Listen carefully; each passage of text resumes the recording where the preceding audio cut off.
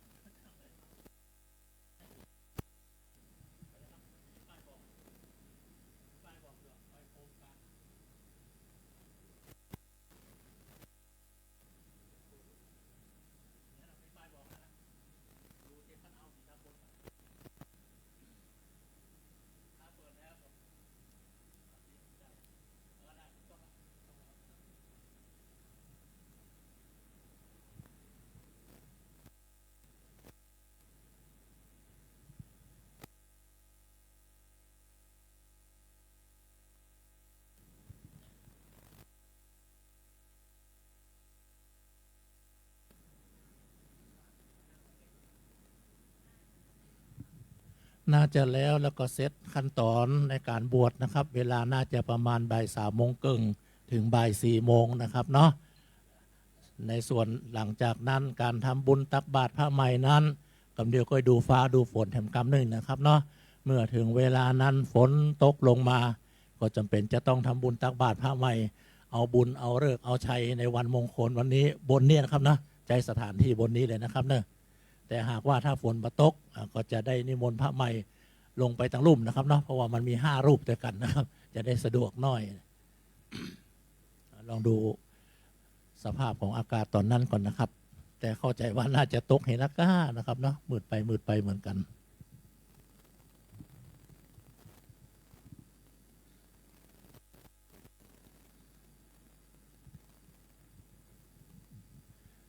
วันพรุ่งนี้วันศีลวันพระธรรมสวนากุศลหากคุณพ่อคุณแม่หรือว่าญาติของพระใหม่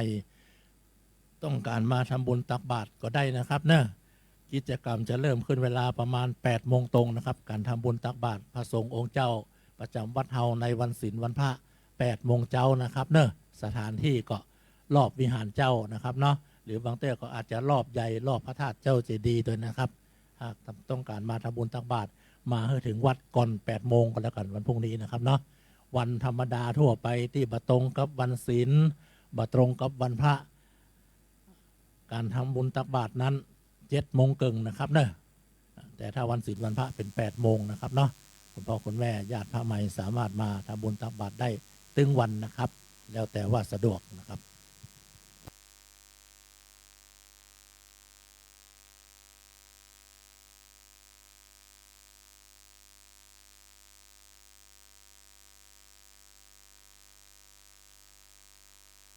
จำนวนของพระสงฆ์องค์เจ้า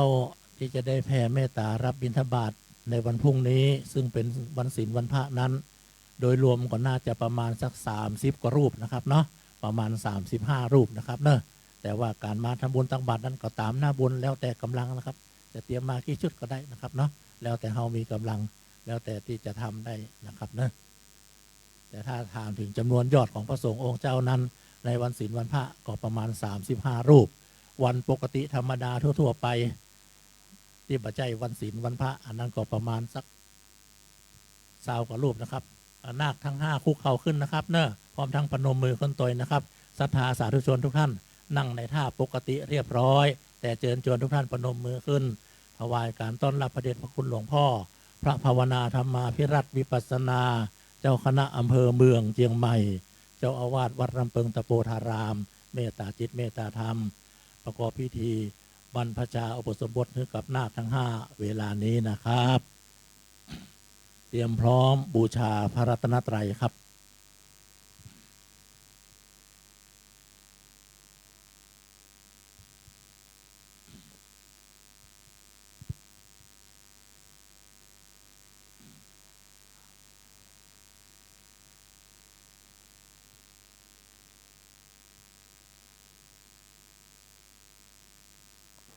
อิมินาสการเรนะ อิมินาสการเรนะ พุทธังอภิปูชยามะ พุทธังอภิปูชยามะ อิมินาสการเรนะ อิมินาสการเรนะ ธัมมังอภิปูชยามะ ธัมมังอภิปูชยามะ อิมินาสการเรนะ อิมินาสการเรนะ สังฆังอภิปูชยามะ สังฆังอภิปูชยามะ อะระหังสัมมาสัมพุทโธภะคะวา อะระหังสัมมาสัมพุทโธภะคะวา พุทธังภะคะวันตังอภิวาเทมิ พุทธังภะคะวันตังอภิวาเทมิ สวากขาโตภะคะวตาธัมโม สวากขาโตภะคะวะตาธัมโม ธัมมังนามัสสามิ ธัมมังนามัสสามิ สุปฏิปันโนภะคะวะโตสาวกสังโฆ สุปฏิปันโนภะคะวะโตสาวกสังโฆ สังฆังนามามิ สังฆังนามามิ อันธรรมยังพุทธัสสะภะคะวะโตปุพพภาคานมการังกะโรมาเซ นะโมตัส ตัส สะ สะภะคะวะโตอะระหะโต สัม มา มา สั สั ม ม พุ พุ ท ท ธั ธั ส ส สะ สะ นะ นะ โม โม ตัสสะภะคะวะโตอะระหะโตสัมมา สัมพุทธัสสะ นะโมตัสสะภะคะวะโตอะระหะโตสัมมาสัมพุทธัสสะ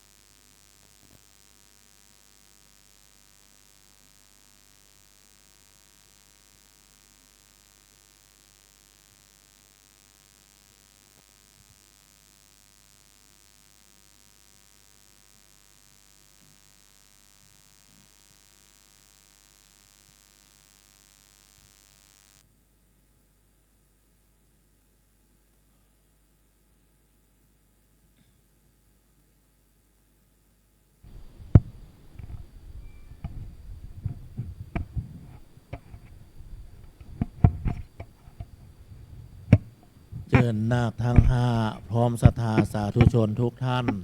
กราบพระสงฆ์พร้อมกัน3 ครั้งนะครับ นาคออกเสียงเลยครับ อัญชลี วันทาอภิวาทอัญชลี วันทาอภิวาทอัญชลี วันทา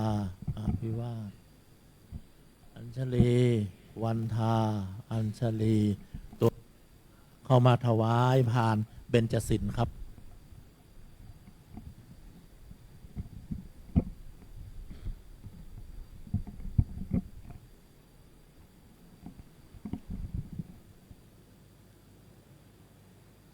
เสร็จเรียบร้อยถอยกลับไปที่เดิมครับ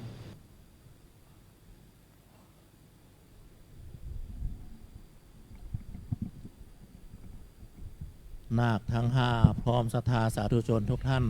อาราธนาเบญจศีลพร้อมกันณบัดนี้ มะยังพันเตวิสุงรักขณทายะ ติสรเนนะสห ปัญจศีลานิยาจามะทุติยัมปิมายังพันเตวิสุงรักนทายะติสรเนนะสหปัญจศีลานิยาจามะตติยัมปิมายังพันเตวิสุงรักนทายะติสรเนนะสหปัญจศีลานิยาจามะนะโมตัสสะภะคะวะโตอะระหะโตสัมมาสัมพุทธัสสะนะโมตัสสะภะคะวะโตอะระหะโตสัมมาสัมพุทธัสสะนะโมตัสสะภะคะวะโตอะระหะโตสัมมาสัมพุทธัสสะนะโมตัสสะภะคะวะโตอะระหะโตสัมมาสัมพุทธัสสะนะโมตัสสะภะคะวะโตอะระหะโตสัมมาสัมพุทธัสสะนะโมตัสสะภะคะวะโตอะระหะโตสัมมาสัมพุทธัสสะพุทธังสรณังคัจฉามิ พุทธังสรณังคัจฉามิ ธัมมังสรณังคัจฉามิ ธัมมังสรณังคัจฉามิ สังฆังสรณังคัจฉามิ สังฆังสรณังคัจฉามิ ทุติยัมปิพุทธังสรณังคัจฉามิ ทุติยัมปิพุทธังสรณังคัจฉามิ ทุติยัมปิธัมมังสรณังคัจฉามิ ทุติยัมปิธัมมังสรณังคัจฉามิ ทุติยัมปิสังฆังสรณังคัจฉามิ ทุติยัมปิสังฆังสรณังคัจฉามิ ตติยัมปิพุทธังสรณังคัจฉามิ ตติยัมปิพุทธังสรณังคัจฉามิ ตติยัมปิธัมมังสรณังคัจฉามิ ตติยัมปิธัมมังสรณังคัจฉามิ ตติยัมปิสังฆังสรณังคัจฉามิ ตติยัมปิสังฆังสรณังคัจฉามิ ติสรณะขะมะนังนิเทตัง อามะพันเต ปานาติปาตาเวระมะณีสิกขาปะทังสมาธิยามิ ปานาติปาตาเวรามณีสิกขาปะทังสมาธิยามิ อทินนาทานาเวระมะณีสิกขาปะทังสมาธิยามิ อทินนาทานาเวรมณีสิกขาปะทังสมาธิยามิ กาเมสุมิจฉาจาราเวระมะณีสิกขาปะทังสมาธิยามิ กาเมสุมิจฉาจาราเวรมณีสิกขาปะทังสมาธิยามิ โมสาวาทาเวระมะณีสิกขาปะทังสมาธิยามิ มุสาวาทาเวรมณีสิกขาปะทังสมาธิยามิ สุราเมรยมัจจะปะมาทัฏฐานาเวระมะณีสิกขาปะทังสมาธิยามิ สุราเมรยะมัชฌะปมาทัฏฐานาเวระมณีสิกขาปะทังสมาธิยามิ อิมาเนปัญจสิกขาปทานิสีเลนะสุขติงยันติ สาธุ สีเลนะโภคะสัมปทา สาธุ สีเลนะนิพพติงยันติตัสสมาสีลังวิโสทะเย อามะพันเต อัญชลีวันทาอภิวาทอัญชลีวันทาอภิวาทอัญชลีวันทาอภิวาทอัญชลีวันทาอัญชลีลำดับจากนี้ไปนะครับ เจิดนาคทั้ง5กลับมาหาคุณพ่อคุณแม่เพื่อเตรียมพร้อมรับออกผ้าไตรนะครับหันหน้ากลับมาตากล้องช่างภาพเตรียมพร้อมเนอะบันทึกภาพถ่ายรูปนะครับนะหันหน้ากลับมาเลยครับหันหน้ากลับมาด้านนี้ เว้นระยะห่างก่อนนะครับก้มกราบคุณพ่อคุณแม่ก่อนนะครับ นาคทั้ง5พร้อมแล้ว อัญชลีพร้อมกันเลยครับ อัญชลี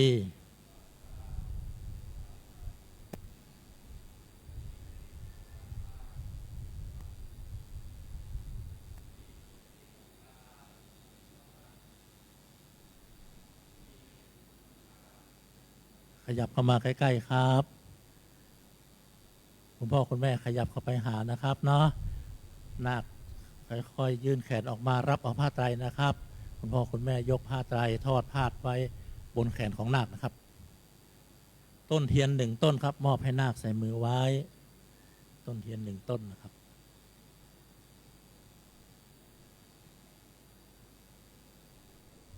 นาคทั้ง5ได้ผ้าไตรต้นเทียนพร้อมแล้ว หันหน้ากลับเลยครับหันหน้ากลับ เดินเข่าเข้าไปหาพระอุปชฌาย์ครับพร้อมๆกันไปเลยครับ คุณพ่อคุณแม่รออยู่ตรงนี้ก่อนนะครับนะรอเพื่อจะมอบบาตรกับต้นเทียนที่เหลือนะครับ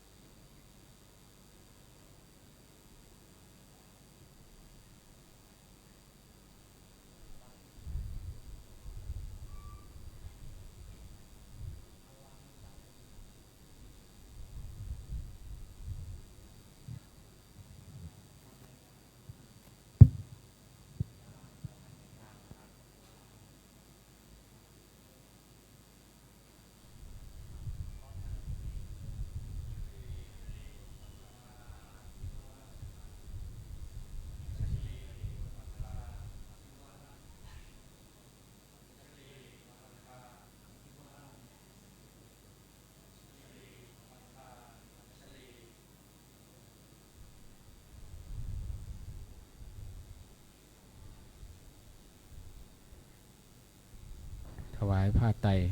ยกผ้าไตรถวายทุกรูปทุกองค์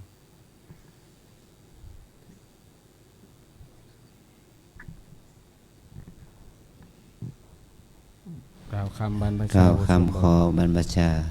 เอสหังพันเต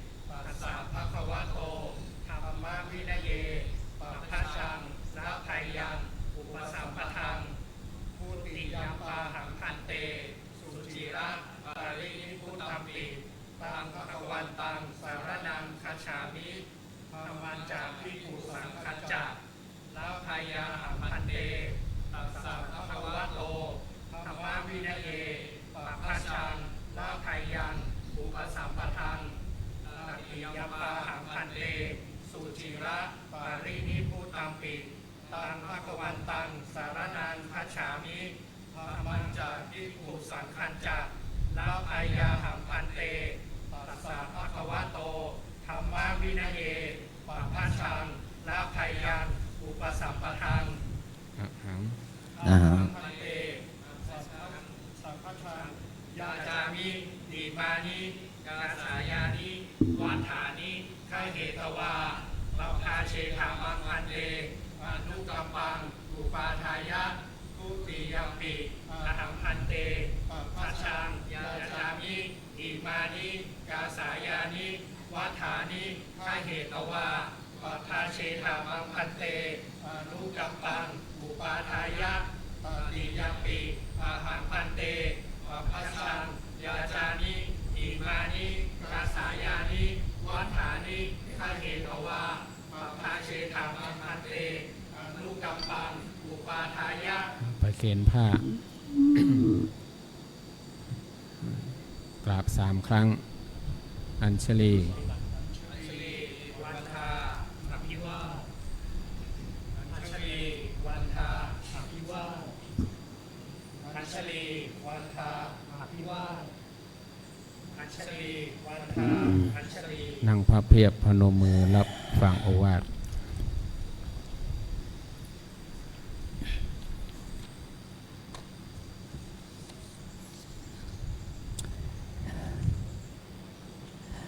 บัดนี้นาคทั้งห้าได้มาพร้อมด้วยคนพ่อคนแม่ศรัทธาสาธุชนญาติโยมทุกท่านได้มามีกุศลศรัทธามาบรรพชาอุปสมบทณที่วัดพระราศีมาวัดน้ำเปิงตะโพธารามแห่งนี้เราเป็นคนที่โชคดีนะวันเมื่อคืนทั้งคืนเนี่ยฝนตกมากก็มีความรู้สึกถึง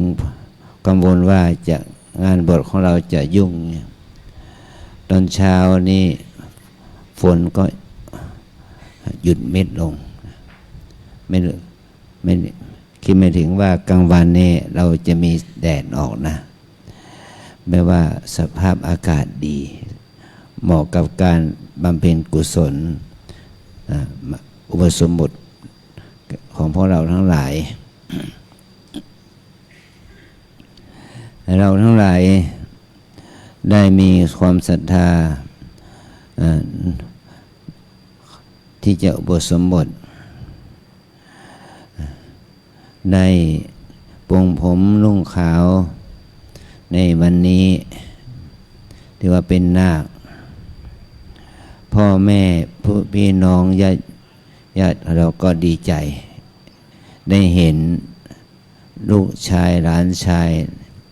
ได้เห็นญาติได้เห็นพี่น้องของเราได้นุ่งห่มผ้ากาสาวพัสจนถึงวันนี้เดี๋ยวนี้โยมพ่อโยมแม่จึงได้มอบผ้าไตรจีวรพร้อมด้วยเครื่องสักการะมา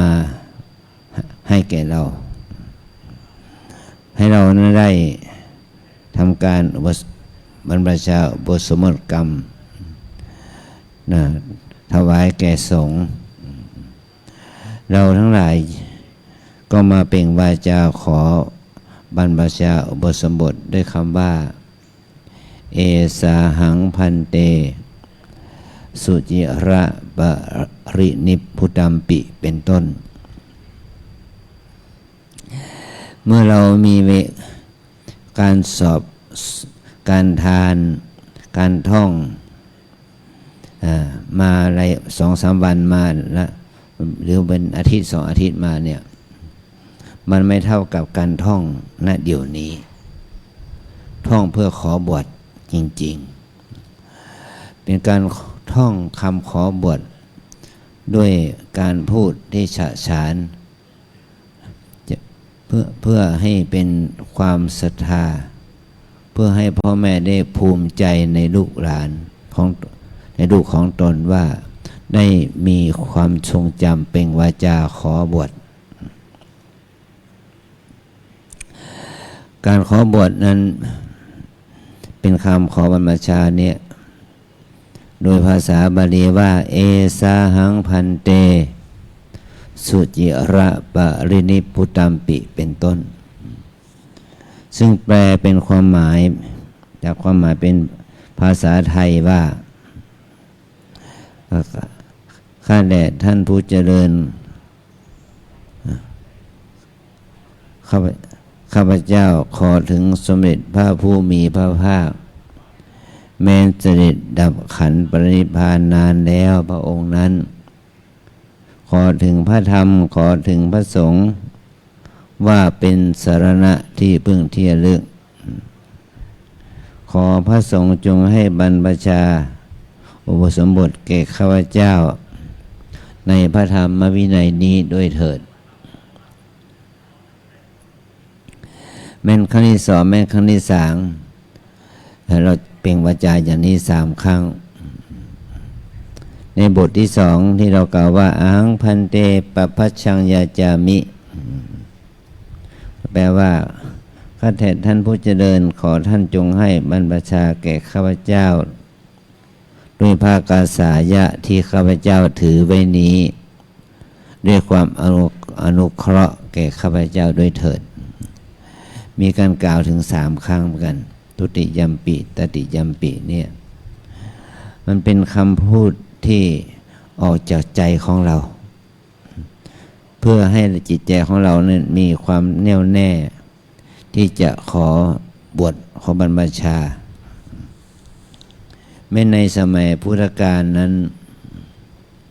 พระพุทธเจ้าให้การบวชแก่กุลบุตรที่เป็นชนที่เป็นชาวอารยันในสมัยนั้นเพื่อที่จะเข้ามาบวชแม้ว่าจะอยู่ในวรรณะพราหมณ์และวรรณะกษัตริย์วรรณะแพทย์วรรณะสูตรอะไรก็ตาม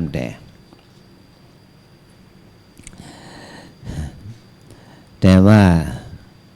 คนในยุคต้นพุทธกาลนั้นจะเป็นพวกวรรณะกษัตริย์วรรณะพราหมณ์เป็นส่วนมากที่จะได้เข้ามาบวชในพระธรรมวินัยของพระสัมมาสัมพุทธเจ้าเนี่ยพระองค์ก็บวชให้ว่าเพื่อกระทำพระนิพพานให้แจ้งนิพพานะสัจจิกนัตถายะว่าขอบวชเพื่อกระทำพระนิพพานให้แจ้งเราเมื่อคนนั้นบวชนั้นเขาได้เป็นพระอริยะอยู่แล้ว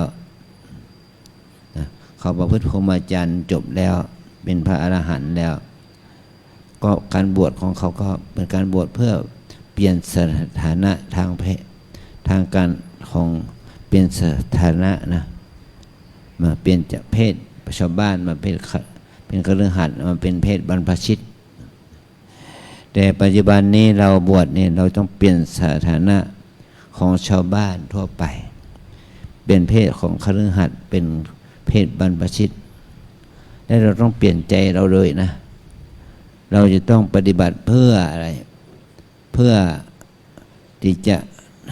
เข้าถึงพระธรรมวินัยปฏิบัติบวชเพื่อที่จะให้เรานั้นเข้าถึงมรรคผลนิพพานเป็นต้นการบวชของเรานั้นจึงถือว่าต้องใช้ความเพียรต้องใช้บารมีมากจึงจะทำให้เรานั้นเข้าถึงพระธรรมคำสอนของพระพุทธเจ้าได้อันนี้เราบวชนี่คือว่าเราบวชเพื่อขจัดขัดเกลากิเลสเราบวชเพื่อขจัดขัดเกลาความกิเลสโลภโกรธหลงออกไปจากใจเรานะเราบวชเพื่อให้เกิดมหากุศลเกิดบุญนอกจากเกิดกับเราแล้วก็ต้องเกิดกับพ่อแม่ปู่ย่าตายายลุงป้าน้าอาญาติมิตรญาติสนิทมิตรสหายไปด้วยถือว่าการบวชของเรานั้นได้บุญแก่ตนแล้วก็ได้บุญแก่พ่อแก่แม่แก่ปู่ย่าตายายแก่พี่น้องญาติมิตรลุงป้าน้าอาแก่เพื่อนพ้องมิตรสหายที่ได้มาเข้าไปทำพิธีการบวชของเรานะในโบราณเขาว่ามีการบวชแล้วก็ต้องมีการเอาให้มีการขัดมีการขันให้ขวัญนาคด้วยนะกล่อมขวัญนาคด้วยมีคนถ้าบุคคลโบราณแต่ก่อนเนี่ยถ้าเป็นชนบทรอบนอกก็มีการฟ้อนมีการซอมีการกินเลี้ยงแขกหลายวันถึงจะทำแล้วถึงจะได้บวชนะ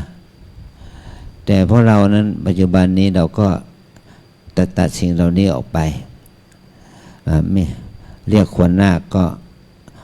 ออกไปเอาบวชง่ายๆเนาะแล้วก็แรงแขกเหลือ2 วัน3 วันอย่างนี้ก็มันก็เป็นภาระเราเอาแค่วันเดียวพอละเราบวชแบบง่ายๆเพื่อจะรักษาไว้ซึ่งข้อศีลข้อธรรมของเราเองถ้าเราบวชเพื่อเลี้ยงแขกมันก็มีโอกาสผิดศีลผิดธรรมมีการเลี้ยงเหล้าเลี้ยงเบียร์เลี้ยงข้าวปลาอาหารเป็ดไก่หมูวัวควายก็ต้องตายไปด้วยแต่เราบวชเพื่อบุญกุศลบวชเพื่อให้จิตใจของเราได้บุญขึ้น เราจึงได้มาเลือกสถานที่บวชว่าการมาบวชที่นี่เรามาบวชเพื่อจะได้ปฏิบัติกรรมฐานภาวนาบวชเพื่อการบำเพ็ญเพียรภาวนาแม้ว่าเราจะบวชในระยะสั้น7 วัน15 วัน7 วัน9 วัน15 วันหรือ1 เดือนเราก็จะได้ปฏิบัติกรรมฐานภาวนาได้ทำวัดสวดมนต์ได้ทำศาสนกิจน้อยใหญ่ขณะที่เราได้มาบวชเป็นพระนี้นะนี่ถือว่าเป็นอานิสงส์แก่เราให้เรานั้นได้ฝึกฝนอบรมได้ฝึกฝนอบรมข้อวัดปฏิบัติที่เรามาบวชนี้เราต้องฝึกอบรมสติสมาธิปัญญาเพื่อให้เกิดความรู้ความเข้าใจในการบวชของเราการบวชของเราก็จะทำให้มันเป็นการบวชที่มีความหมายบวชกายบวชใจทั้งสองอย่างจะให้เราได้ศึกษาอบรมปฏิบัติจิตปฏิบัติใจเข้าไปสู่ความขัดเกลากิเลสโลภโกรธหลงออกไปจากจิตใจของเราได้อันนี้คือการบวชของเรานะเราจะได้ให้เราได้รู้จักประโยชน์ของตนเองนะ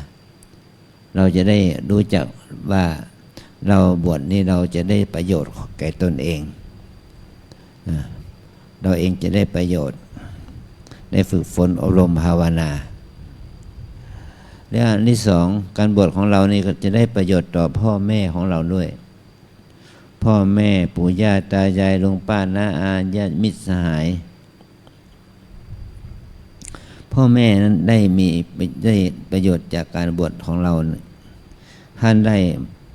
ถวายทานมอบผ้าไตรให้มอบบาตรให้ถวายปัจจัยทายธรรมน้อย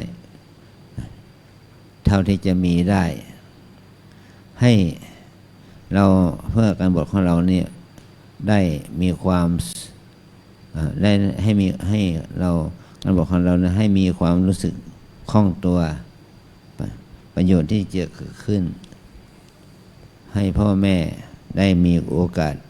ทำบุญทำทานอาหารเครื่องปรุงห่มภัตตาจีวรและเครื่องบาตรบริขาร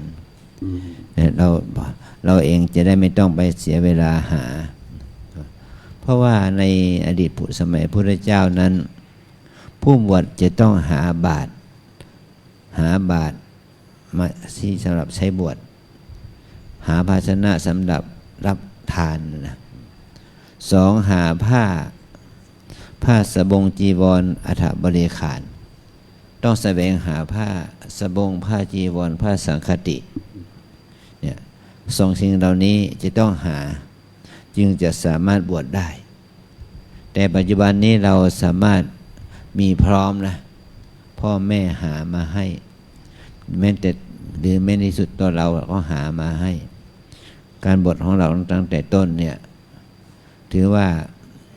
พ่อแม่เขาดีพ่อแม่ก็ได้บุญนะพ่อแม่ก็ได้อนุญาตให้เรามาบวชว่าอนุญาโตสิมาตาปิตุหิได้รับอนุญาตจากพ่อจากแม่แล้วหรือเราก็ตอบขั้นว่าอามะพันเตนั่นแหละ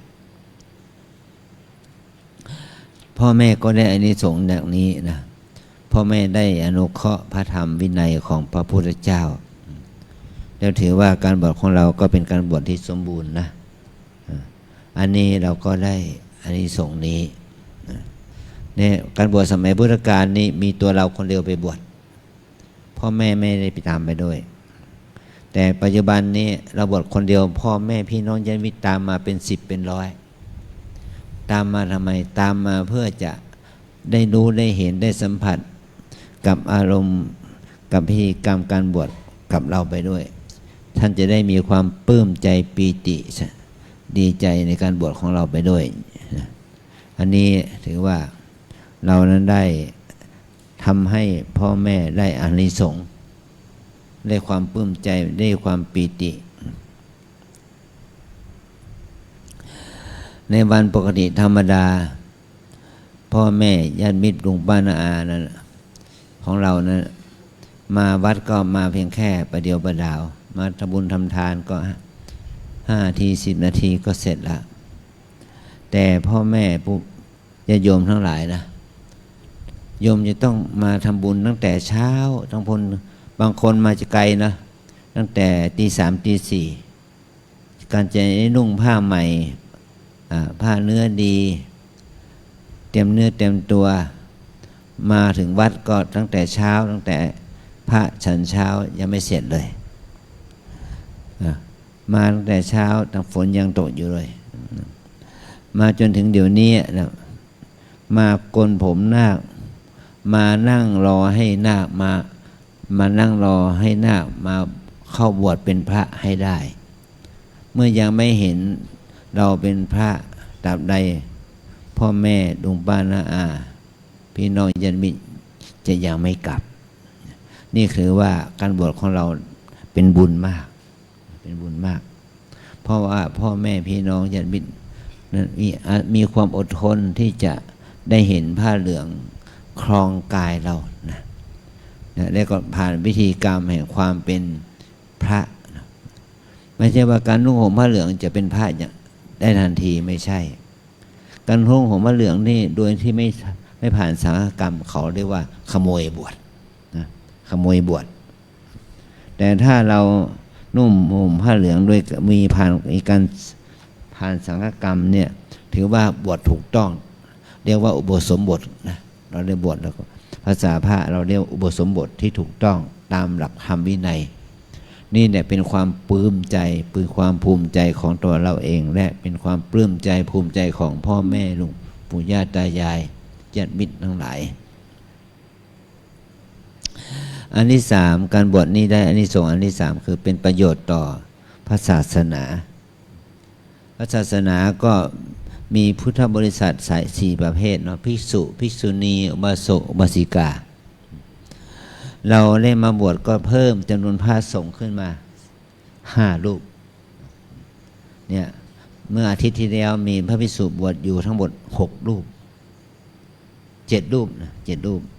เมื่ออาทิตย์ที่แล้ว7 รูปแล้ววันนี้เราบวชด้วยกัน5 รูปเท่ากับว่าวัดเราได้ทำการบวชพระเกือบทุกอาทิตย์นะนี่ที่เรามาบวชเนี่ยถือว่าเป็นการบวชชุดสุดท้ายของเดือนวิสาขะเป็นเดือนที่พระพุทธเจ้าประสูติตรัสรู้ปรินิพพานพอวันพรุ่งนี้เป็นวันแรม15 ค่ำแล้วนะเราก็วันพรุ่งนี้ก็เป็นเดือนใหม่ละจากเดือนแรม15 ค่ำเดือน6ต่อไปก็เป็นขึ้น1 ค่ำเดือน7หรือว่าเดือน9เหนือนะเราจะได้รู้ถึงว่าเห็นเดือนวิสาขะนี่เป็นสำคัญอย่างไรเดือนวิสาขะนี่เป็นสำคัญที่เป็นวันประสูติของพระโพธิสัตว์เป็นวันตรัสรู้ของพระพุทธเจ้าเป็นวันปรินิพพานของพระสัมมาสัมพุทธเจ้าเราได้มาบวชในเดือนนี้ที่เป็นวันที่เป็นเดือนสำคัญของพระพุทธเจ้าก็ให้เรามีความภูมิใจในการบวชของเราในคราวครั้งนี้นะ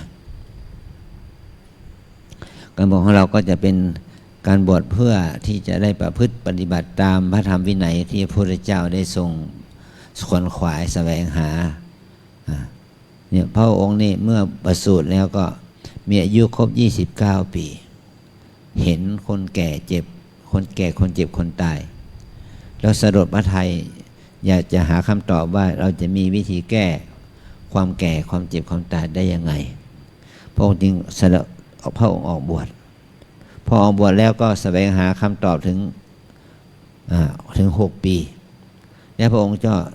ได้ตรัสรู้ใต้ต้นโพที่พระองค์ได้ตรัสรู้ที่ใต้ต้นโพนั้นแล้วก็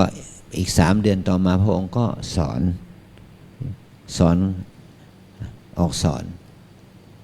พระปัญจวัคคีย์เป็นกลุ่มแรกพระองค์สอนอยู่45 ปีตอนนั้นพระองค์มีอายุ80 ปีแล้วพระองค์ก็ถึงแก่เสด็จดับขันธปรินิพพานพระองค์ได้มอบพระธรรมวินัยนี้ให้แก่พุทธบริษัทภิกษุภิกษุณีอุบาสกอุบาสิกาแล้วพระพุทธศาสนาที่ หลังจากที่พระองค์นิพพานไปแล้วมาถึงพวกวันนี้มีเวลามีอายุถึง 2,568 ปีนะในปี 2568 เป็นวาระของเรามาบวชเพื่อที่ต่ออายุพระพุทธศาสนานี่แหละนะมันมีความสำคัญอย่างนี้นะลูกนะขอให้เรานั้นได้เห็นคุณค่าของการได้บวชเนี่ยการบวชนี่เราเรียกบูชาพระรัตนตรัยพระพุทธเจ้าพระธรรมพระสงฆ์โดยการบูชาด้วยวัตถุเรียกว่าอามิสบูชาและปฏิบูชาอามิสบูชาก็คือว่าเราเตรียมอัฐบริขารโภชนาอาหารปัจจัยทายธรรมมาถวายพระอันนี้เป็นอามิสบูชาแล้วการบวชของเราเนี่ยเป็นการบวชเหมือนกับว่าเป็นปฏิบูชาบวชด้วยการเทศจะทำให้เราได้มีโอกาสมาปฏิบัติการปฏิบัติของเรานี่เป็นปฏิบัติบูชาเราจะได้รู้จากคำสอนของพระพุทธเจ้าได้สัมผัสกับคำสอนของพระเจ้าจากการที่เราได้มาประพฤติปฏิบัติอย่างนี้นะเนี่ยอันนี้ถือว่าเป็นความดีงามที่เราจะได้เข้าถึงพระธรรมคำสอนของพระสัมมาสัมพุทธเจ้าด้วยการปฏิบัตินะองค์พระสัมมาสัมพุทธเจ้าได้ทรงอนุญาตให้พระสงฆ์สาวกของพระพุทธเจ้าเป็นผู้บวชกุณบุตรนอกจากพระองค์จะบวชให้เองแล้วพระองค์ก็อนุญาตให้สงฆ์บวชพระองค์อนุญาตให้สงฆ์บวชนั่นเนี่ยทั้งแต่พระสงฆ์ก็พระองค์ก็ให้พระสงฆ์นั้นได้สอนผู้ที่เข้ามาบวชให้ก่อนที่จะได้บวชนะด้วยกรรมฐาน5 อย่างเขาเรียกว่าตัจจะปัญจกะกรรมฐานกรรมฐานนี่เรียกว่ามีหนังเป็นที่5หมายความว่าให้เราท่องกรรมฐาน5 ข้อนี้ก่อนที่จะได้นุ่งห่มผ้ากาสาวพัสต์ก่อนที่เราจะได้ทำให้ผ้ากาสาวพัสต์นี้ได้สัมผัสตัวเองก็ให้เรานั้นได้ท่องตัจจะปัญจกรรมฐานให้ถึงใจเรานะขอให้เราทั้งหลายได้ตั้งใจท่องนะเกสาโลมานะขาทันตาตะโจทันตานะขาโลมาเกสาโลมานะขาทันตาตะโจทันตานะขาโลมาเกสาโลมานะขาทันตาตะโจเกสาแปลว่าผมโลมาแปลว่าขนนะขาแปลว่าเล็บทันตาแปลว่าฟันตะโจแปลว่าหนังให้เราท่องผมขนเล็บฟันหนังฟันเล็บขนผมขนเล็บฟันหนังฟันเล็บขนผมท่องคำ5 คำนี้เพื่ออะไรพระองค์ได้สอนว่าทำ5 ประการเนี่ยผมขนเล็บฟันหนังเนี่ยนี่เป็นอวัยวะที่เราเห็นได้ด้วยตาเนาะเราเห็นได้ด้วยตาสิ่ง5 สิ่งนี้ถ้าเราเข้าไปยึดติดยึดมั่นว่ามันเป็นของสวยของงามมันจะเป็นเหตุให้เราเกิดกิเลสตัณหาราคะจะทำให้จิตใจเราไม่มีสติไม่มีสมาธิจิตใจของเราไม่สะอาด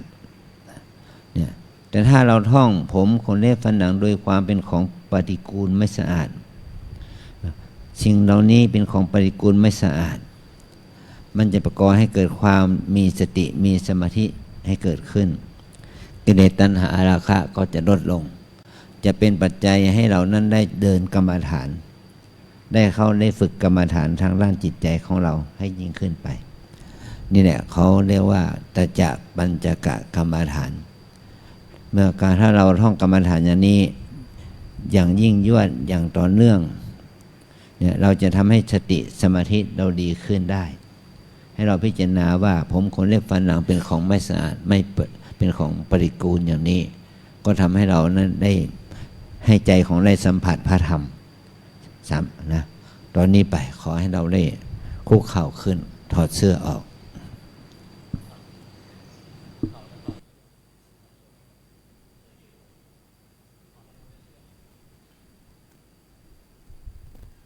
เวลานี้นะครับเป็นเวลาที่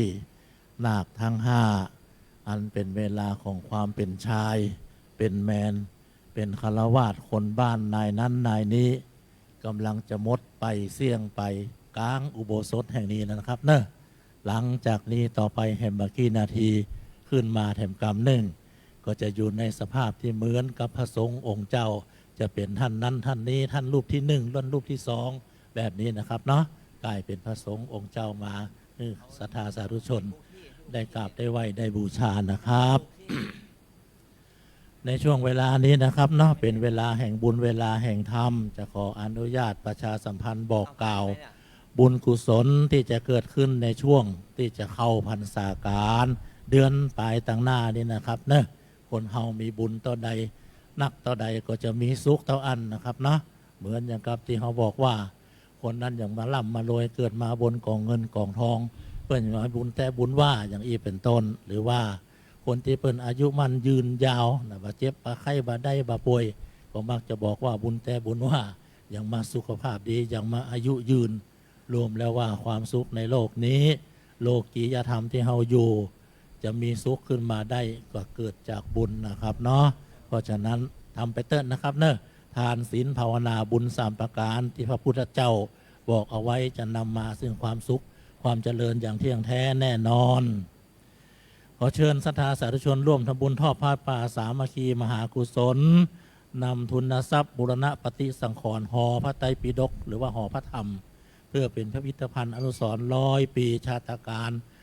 พระเดชพระคุณหลวงปู่พระพรหมมงคลวิปัสสนาหรือว่าหลวงปู่ทองสิริมังคโลท่านมรณภาพไปแล้วนะครับเนาะละสังขารไปแล้วอดีตเจ้าอาวาสวัดลำเปิงตะโปธาราม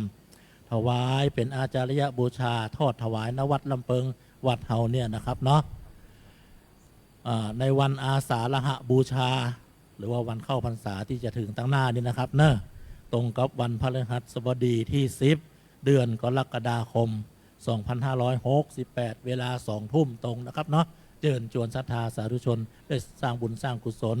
ในบุญพระป่ามหาสามัคคีกองนี้ด้วยกันนะครับเนอะตามหน้าบุญก็แล้วกันนะครับเนาะตอนนี้อยู่ในขั้นตอนมุงหลังคาอยู่ฝนก็เทลงมาแต่ขึ้นสำนักขนาดเลยฟ้าเหมือนจะหัวถล่มนะครับนะเราแจ้งอันนี้นะครับนะตามหน้าบุญครับทำวันที่ตามนั้นนะครับเนอะคณะศรัทธาอ่านดูนะครับเนาะตามวันเวลาที่บรรระบุเอาไว้นะครับเนอะหรือว่าอ่านดูในซองรายละเอียดว่าจะเพิ่มเติมเสริมปัญญาบารมีเข้าไปนะครับเนาะก่อนที่จะได้ตัดสินใจร่วมบุญร่วมกุศลพระป่ากองบุญกองใหญ่กองนี้นะครับเนาะวันที่10นะครับเนอะกรกฎาคม2 ทุ่มอาสาฬหบูชานำพาความสุขความเจริญมาถึงศรัทธาสาธุชนอย่างเที่ยงแท้แน่นอนนะครับตั้งรูปนี้ผมขออนุญาตแจกเองนะครับเนาะครับตามนักบุญนะครับเนาะพร้อมวันนี้ก็ใส่วันนี้นะครับนะพร้อมเตี้ยเกาะวันหลังก็ได้นะครับนะตามวันเวลาประมาณตามที่เพิ่นระบุไว้ในซองได้นะครับเนาะครับครับตามหน้าบุญนะครับนะตามหน้าบุญนะครับ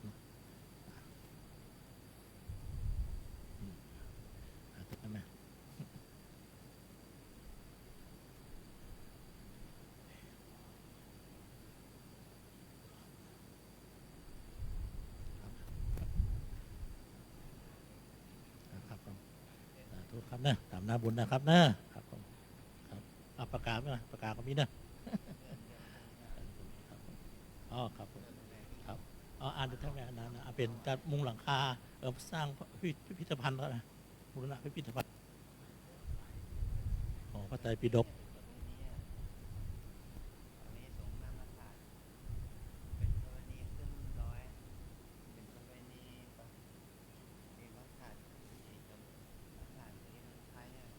ทั้งเพะนะครับเนาะรวมบุญก่อนครับตามหน้าบุญนะครับแม่เนอะ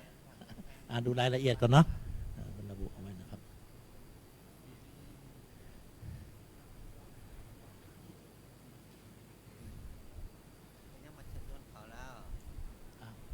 ครับเดี๋ยวนะครับนะตามน้ำบุญนะครับนะพระป่าวัดเทาไหมพระป่าวัดเทานะครับนะแล้วก็อืม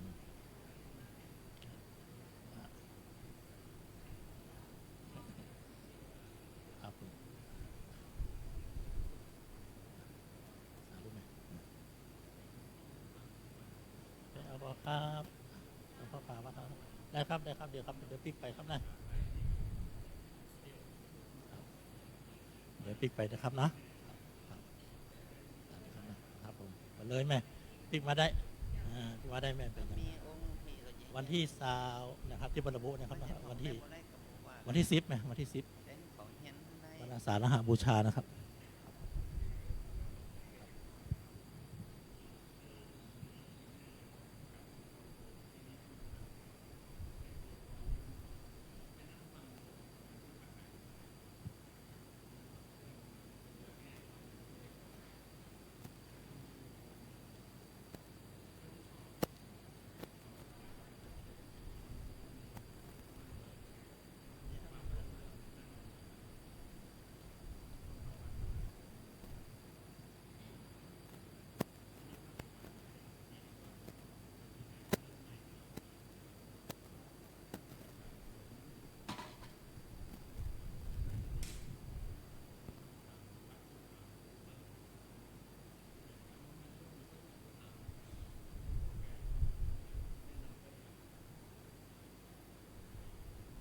ทางวัดเป็นยังถามหาว่านี่ผลงานอย่างไรพ้องฮะผลงานสอบบ่ได้บางทีสอบบ่ได้กับบอกว่าสมัครบ่ได้แต่ทำงานบ่ได้สอบนี่ก็เขายังเห็นเขาได้เงินเดือนของภาคปริยัติเขาทำงานเขามีมีนิติพัฒน์ดีกว่านั่นก็ถ้าท่านตอบเรื่องท่านจะเอาไปเอาข้อมูลอย่างไปส่งเขาเล่า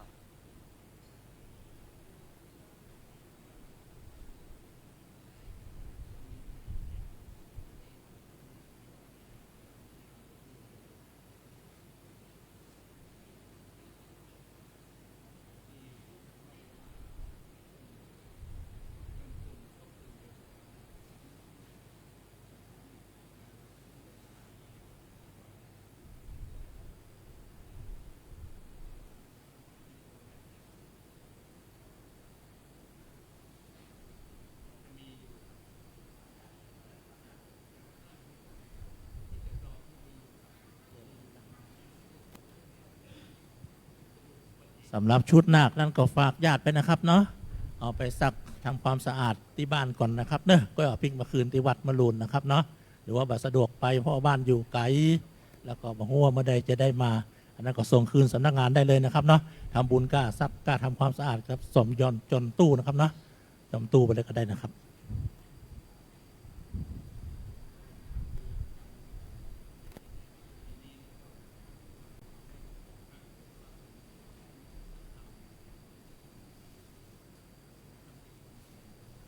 เดี๋ยวรอสกรรมนะครับนะรอให้ครบนะครับเนาะ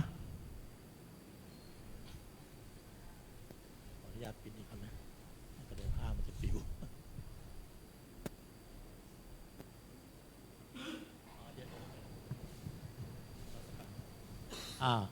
ว่าที่สามเณรทั้ง5นะครับเนาะเอาผ้ารับประเคนออกจากอกมานะครับนะผ้ารับประเคนสียาวๆนะครับนะพับเกิ่งหนึ่งครับนี่ก็นะครับผมถูกต้องละพับเกิ่งหนึ่งผูไว้นะครับเนาะอันนี้เป็นห้องว่าผ้ารับประเคนนะครับเนาะจากนั้นคุณพ่อคุณแม่ช่วยกันยกเอาบาตรถวายท่านนะครับเนาะวางบนผ้านะครับเนะต้นเทียน2ต้นนะครับวางที่ชายผ้านะครับ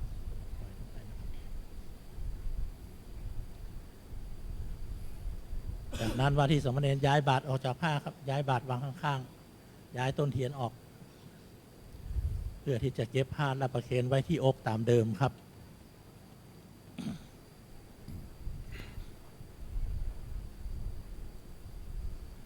เก็บผ้าเสร็จสับเรียบร้อยใช้แขนทั้ง2ข้างอุ้มเอาบาตรมือซ้ายขวาจับต้นเทียนข้างละ1ต้น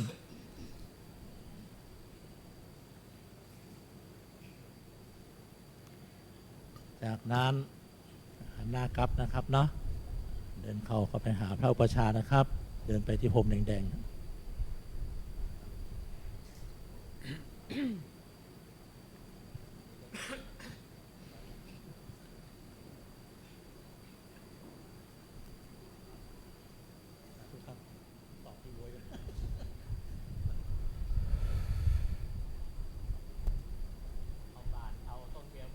เมื่อว่าที่สามเณรทั้ง5ถึงด้านหน้าพระสงฆ์องค์เจ้าเป็นที่เรียบร้อย เชิญคุณพ่อคุณแม่ศรัทธาทั้งบนนี่นะครับเนาะกราบพระประธานเสร็จแล้วเชิญนั่งลงสารบาตรด้านข้างได้นะครับอัญชลีพร้อมกันก่อนออกเสียงด้วย เดี๋ยว นะครับ อ่า ดูครับพร้อมกัน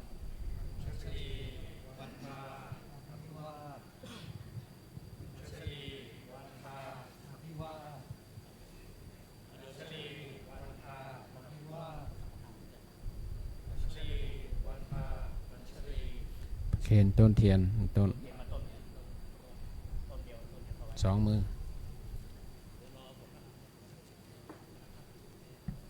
เขาคำขอศีลอาหารพันเตสรณะสีลังยาจามิ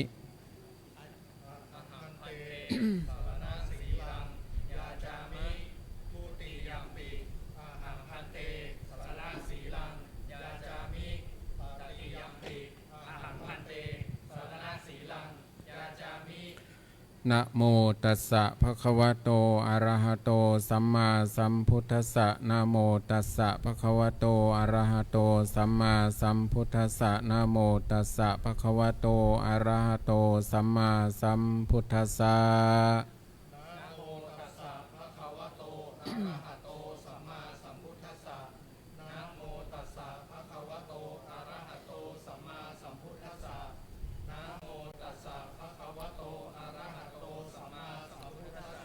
ยะมหังวะทามิตังวะเทหิพุทธังสารนังคัจฉามิธัมมังสารนังคัจฉามิสังฆังสารนังคัจฉามิทุติยัมปิพุทธังสารนังคัจฉามิทุติยัมปิธัมมังสารนังคัจฉามิทุติยัมปิสังฆังสารนังคัจฉามิตติยัมปิพุทธังสารนังคัจฉามิตติยัมปิธัมมังสารนังคัจฉามิตติยัมปิสังฆังสารนังคัจฉามิติสรณะคัมนังนิทธิตังปานาติปาตาเวรมณีอทินนาทานาเวรมณีอภรัมมจริยาเวรมณีมุสาวาทาเวรมณีสุราเมรยมัชฌปมาทฐานาเวรมณีวิกาลโภชนาเวรมณีนัจจคีตวาทิตวิสุกะทัสนาเวรมณี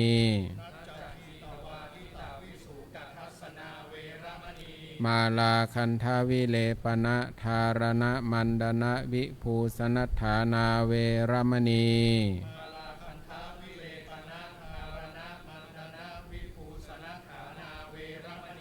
อุจจาสยนะมหาสยนาเวรมณีชาตะรูปรชตะปฏิฆหานาเวรมณีอิมานิทัสสะสิกขาปทานิสมาธิยามิ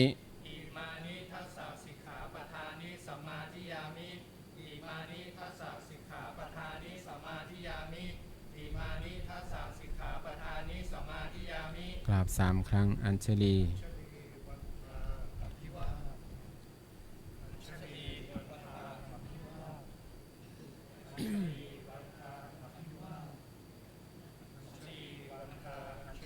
ถ วายต้นเทียนถวายเทียนสักการะ2 มือกล่าวคำขอนิสัยอหังพันเตนิสยังยาจามิอาหังพันเตนิสยังยาจามิทุติยัมปิอาหังพันเตนิสยังยาจามิตติยัมปิอาหังพันเตนิสยังยาจามิ อุปัชฌายโยปัจจายโยเมพันเตโหหิปัจจายโยเมพันเตโหหิอุปชายโยเมพันเตโหหิ ปฏิรูปัง สาธุ พันเต โอปายิกัง สาธุพันเต ปาสาธิเกนะสัมปาเทหิ สาธุพันเต อัจฉตะเค สัชชะตันเตปานิเถโรไมหังพาโรอาหัมปิเถระสะพาโรอัชชะตันเตปานิเถโรไมหังพาโรอาหัมปิเถระสะพาโรอัชชะตันเตปานิเถโรไมหังพาโรอาหัมปิเถระสะพาโร กราบ3 ครั้ง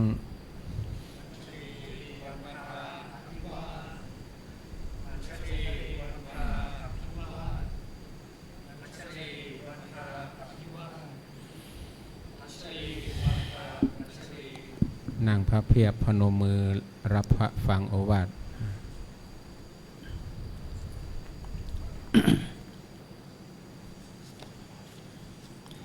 บัดนี้เราทั้ง5ได้เป็นสามเณรโดยสมบูรณ์แล้ว เธอได้สละเพศคฤหัสถ์ชาวบ้าน มาเป็นสามเณรเป็นบรรพชิตสำเร็จเป็นสามเณรเวลา 13:54 นาทีในขณะที่เธอได้เปล่งวาจาว่าตติยัมปิสังฆังสรณังคัจฉามิ นั่นถือว่าเราได้เป็นสามเณรแล้วที่เราได้เปล่งวาจานี้ต่อจากนั้นพระอาจารย์ท่านก็ให้ศีลเรา10 ข้อให้เรารู้ถึงศีลของเรามี10 ข้อเป็นสามเณรตั้งแต่ปาณาติปาตาเวรมณีนะเว้นจากการฆ่าสัตว์ชีวิตเนาะจนถึงชาตรูปราชตะหมายว่าเว้นจากการรับเงินรับทองเป็นของตนเป็นข้อที่10ต่อจากนั้นเธอได้เบ่งวาจาขอนิสัยว่าอหังพันเตนิสยังยาจามิขอท่านผู้เจริญขอท่านจงให้นิสัยแก่ข้าพเจ้านิสัยนี่แปลว่ากิริยาแห่งการพึ่งพิงหมายความว่านิสัยแปลว่ากิจกรรมน้อยใหญ่ข้อวัดปฏิบัติเราจะต้องให้อุปชาอาจารย์พระพี่เลี้ยงสอนเรานั่นตั้งแต่การสอนนุ่งสอนห่มนะนุ่งอย่างนี้ห่มอย่างนี้นะสอนถือบาตร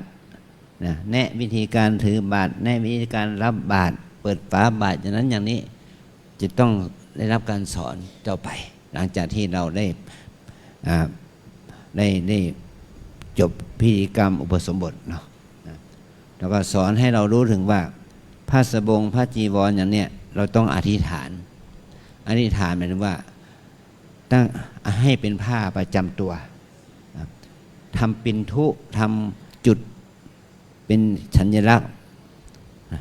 เราต้องทำก่อนที่เราจะใช้ผ้าก่อนที่เราจะอธิษฐานก่อนที่เราจะนุ่งจะห่มเนี่ยเราจะต้องทำปิ่นทุและอธิษฐานอันทิ้งเหล่านี้จะต้องอุปชาอาจารย์ในพระพี่เลี้ยงจะแนะนำพวกเรานะเรียกว่าขอนิสัยนะเมื่อเราเป็นพระแล้วเราจะต้องไม่พูดอย่างนี้เราจะต้องไม่ทำอย่างนี้กับชาวบ้านนี่เรียกว่าฝึกให้เรียนรู้วิถีชีวิตของความเป็นพระนะนี่ว่าขอนิสัยนะต่อจากนั้นเราจะขอให้เราเป็นพระอุปชาพระอุปชาเนี่ยบุคคลที่จะบวชเป็นพระได้จะต้องมีอุปชาว่าแปลผู้ว่าเป็นผู้เพ่งโดยตระหนักเป็นผู้เพ่งโดยตระหนักคือว่าให้ท่านจะสอนเราให้แนะนำเราว่าสิ่งนี้เหมาะสิ่งนี้ควรไม่ควรอย่างนี้นะแล้วอุปชาท่านก็จะแนะ ให้พระกรรมวาจาให้พระพี่เลี้ยงจะแนะนำเราไปนะแล้วก็พระบูชามีหน้าที่อีกอย่างหนึ่งก็คือว่านำเธอเข้าหมู่สงฆ์เพื่อขอบวชเป็นพระภิกษุเพราะว่าสงฆ์จะทำพิธีลงมติบวชเราแต่ถ้าไม่มีอุปชาสงฆ์ก็บวชเราไม่ได้อุปชาจะต้องเป็นผู้การันตีให้การรับรองเราให้ได้บวชในพระศาสนานี้โดยอาศัยพระบูชาเนี่ยนี่ว่าเป็นพระบูชาพระบูชาท่านก็เลยได้ถามพวกเราว่าปฏิรูปังท่านก็รับว่าสาธุพันเตเนาะเราปฏิรูปตัวเองหมายความว่าต่อไปนี้เมื่อเธอจะมาเป็นอุปชาเป็นลูกศิษย์ของเราเธอจะต้องปฏิรูปตัวเองหมายความว่าปรับตัวเองให้ดีขึ้นนะปรับทำตัวเองให้ดีขึ้นปฏิรูปนะหมายความว่าปฏิรูปที่ดินก็ว่าต้องปรับที่ดินให้มันดีขึ้นนะปฏิรูปกฎหมายก็ทำให้กฎหมายให้มันดีขึ้นปฏิรูปสังคมก็ให้สังคมดีขึ้นเหมือนกับว่าถ้าเราปฏิรูปตัวเราก็จากความเป็นชาวบ้านมาเป็นพระเราจะต้องแก้ไขตัวเองให้ดีขึ้นเนี่ยปฏิรูปปังโอปายิกังแปลว่าชอบด้วยอุบายของบัณฑิตหมายความว่าเมื่อเรามาเป็นนี่วิถีของนักบวชแล้วเราจะต้องเดินตามทางที่พระพุทธเจ้าและพระอรหันต์ท่านได้ดำเนินไปหมายความว่าเราดำเนินชีวิตแบบกินน้อยนอนน้อยพูดน้อยทำกิจกรรมน้อยใหญ่ทำวัดสวดมนต์ภาวนาปัดกวาดเช็ดถูทำกิจกรรมนี้เป็นกิจกรรมที่สังคมสรรเสริญไม่ใช่ว่าเรามากินนอนเฉยๆเราจะต้องมาประพฤติปฏิบัติเป็นความให้เป็นพระเป็นนักบวชที่ดีเนี่ยนี่เขาเรียกว่าโอปายิกังชอบด้วยอุบายของบัณฑิตนะอันที่สามก็คือปัจฉาทิเกนะสัมปะเดหิเธอจงประพฤติตนให้เป็นที่น่าเลื่อมใสของคณะของเราเองเมื่อเรามาบวชด้วยกันเนี่ยทั้ง5 รูปเนี่ยทั้ง5 รูปมาบวชมาอยู่กับพระเก่ามาบวชกับพระใหม่ที่วัดนี้เราจะต้องประพฤติตนเป็นผู้ว่าง่ายสอนง่ายอันที่สองให้เป็นที่ให้เราปฏิบัติตนให้เป็นที่เลื่อมใสของพ่อแม่พี่น้องปู่ย่าตายายพ่อแม่พี่น้องปู่ย่าตายายมาเห็นเราในวันรุ่งขึ้นนี่นะเห็นว่าพระเปลี่ยนแปลงไปในทางที่น่าศรัทธา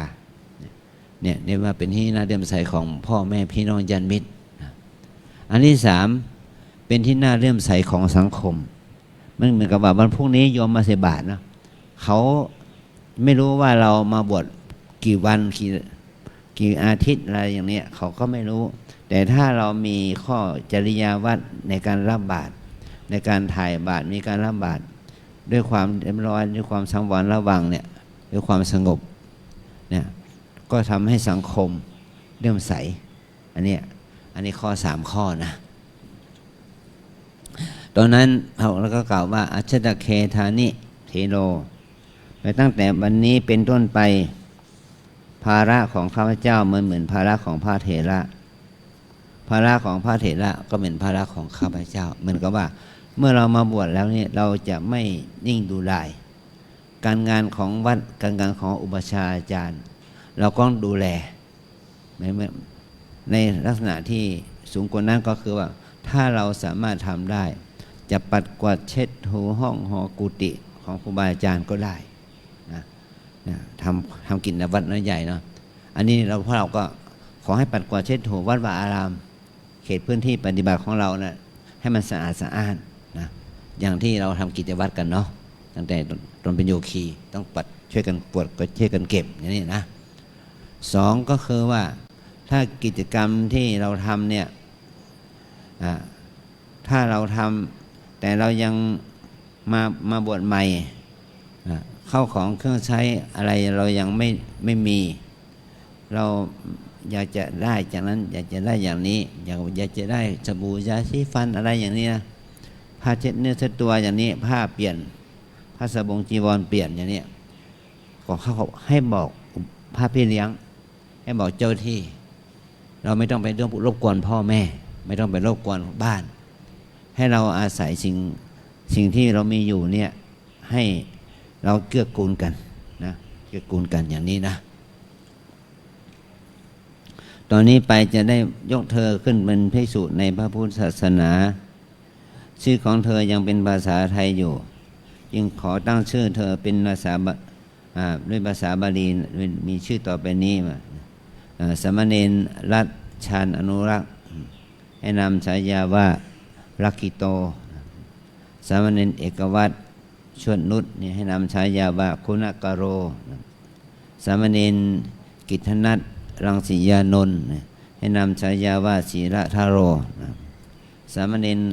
นัชพลเหล่าพานิชพิทักษ์ให้นำฉายาว่าบรจิตโตสามเณรจิรพัฒน์บุญช่วยสิริกุลสิริสกุลให้นำฉายาว่าโอภาโสนะถ้ากรรมวาจาถามเราว่ากินนโมสิแปลว่าเธอชื่ออะไรก็ให้ตอบท่านเป็นภาษาบาลีอย่างนี้นะอหังพันเตลักขิโตนามะอย่างนี้นะแล้วก็ถ้าท่านถามว่าโกนามะเตอุปัชฌายโยอุปัชฌายะของเธอชื่ออะไรก็ตอบท่านว่าอุปัชฌายโยเมพันเตอายัสสมาอาจินนะสีโลนามะแปลว่าอุปัชฌาย์ของผมชื่อว่าอาจินนะสีโลเนี่ยพอให้เธอจำไว้และต่อไปนี้สงฆ์จะได้บอกบาทและบริขารคือผ้าสังฆติสบงจีวรนะเธอมี4อย่างนี้ครบแล้วก็เธอให้เธอรับ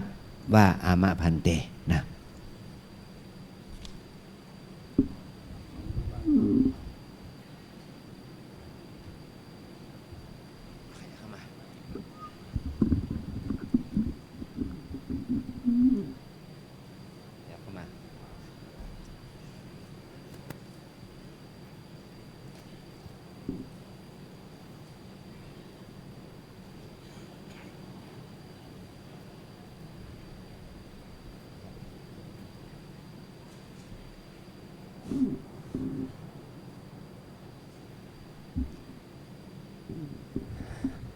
อายันเตปัตโตอามะอายังสังฆาติอายังอุตราสังโฆอายังอันตรวาสโกคัจฉะอมุมหิโอกเสติทัทธะขยับถอยออกไปสามเณรทั้ง5เดินมาข้างนอกเลยนะครับเนาะรูปที่1รูปที่2กับ3นี่ครับนี่ดูผมนี่ครับดูผมครับ1 2 3ยืนหลังผ้าขาว4 กับ 5นั่งเก้าอี้สีน้ำเงินนะครับเนอะลงไปทางรูปนะฮะ4 กับ 5ลงไปรูปเลยนี่ครับ4 กับ 5มานั่งเก้าอี้สีน้ำเงินรอ1 2 3ยืนหลังผ้าขาวขึ้นบนครับขึ้นบนครับขึ้นบนครับมาแล้วแต่เนอะคณะสถานนึกว่าแล้วยังครับต่อไปเป็นสังฆกรรมเข้าสู่ช่วงที่2อย่างที่บอกตะกี้นะครับเนาะบันทึกภาพถ่ายรูปตอนนี้ห้ามเข้าใกล้นะครับเนอะอยู่ห่างๆเว้นระยะนะครับถ่ายได้บันทึกได้ยืนตรงนี้ได้ครับ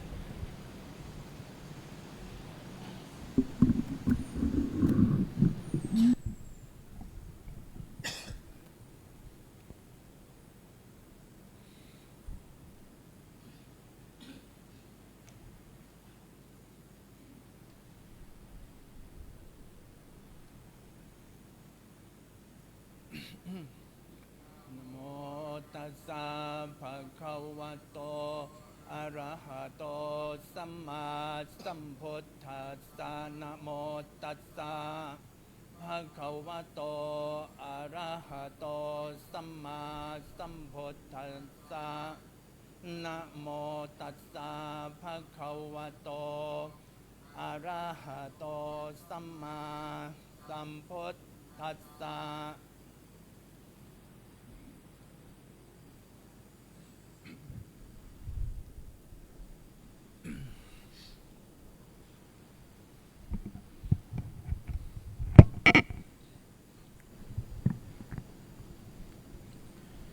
สุนาตุเมพันเตสังโฆรักขิโตจะคุณกโรจะศีลธโรจะ อายะสมโตจินสีลาสาวปสัมปทาเปคายาธิสังฆาสาปตะกันลังอาหังรักขิตันจะคุณการันจะศีลธารันจะอนุสาสยัง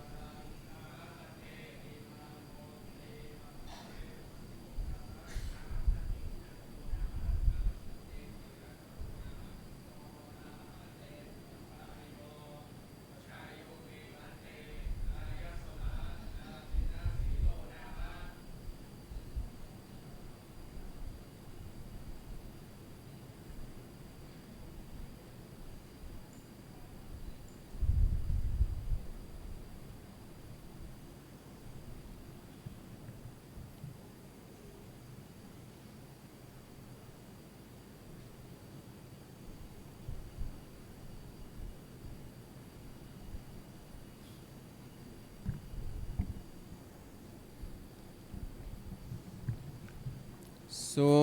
นาตุเมพันเตสังโฆรักขิโตจะคุณกะโรจะศีลธาโรจะอายะสมโตจินสีลาสาวปสัมปทาเปคาอนุสิทธาเตมยายาธิสังฆาสปตะกลังรักขิโตจะคุณกะโรจะศีลธาโรจะอาคัตชัยยุงอาคัตชทะเข้ามาอ้อมผ้ามา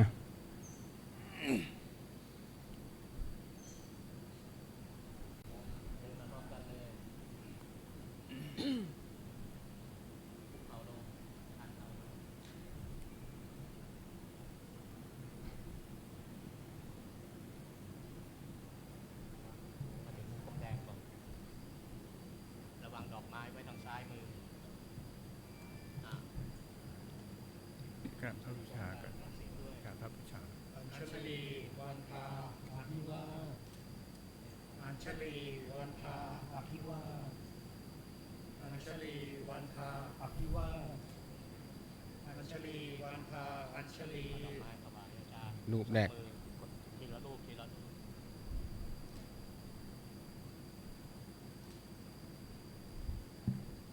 กล่าวคำขอผสมบทสังคำพันเต สังฆัมพันเตอุปสัมปทังยาจามะอุลลุมปตุโนพันเตสังโฆอนุกัมปังอุปาทายะทุติยัมปิพันเตสังฆังอุปสัมปทังยาจามะอุลลุมปตุโนพันเตสังโฆอนุกัมปังอุปาทายะทุติยัมปิ ตติตติ ตติยัมปิ เอาใหม่ต ต ติ ติยัมปิพันเตสังฆังอุปสัมปทังยาจามะอุลลุมปตุโนพันเตสังโฆอนุกัมปังอุปาทายะ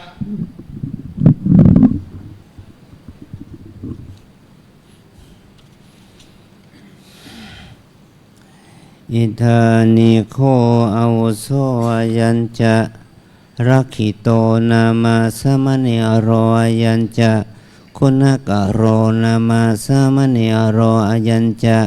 ศีลธาโรนามาสมณีอโรมะมะอุปสัมปทาเบคะอุปสัมปทังอากังขมานาสังขังยาจันติอหังสัพพายมังสังฆาเสสามิสาธุอวโสสัพโพยังสังโฆอิมันจะรักขิตังนามาสามเณรังอิมันจะคุณกะรังนามาสามเณรังอิมันจะศีลธารังนามาสามเณรัง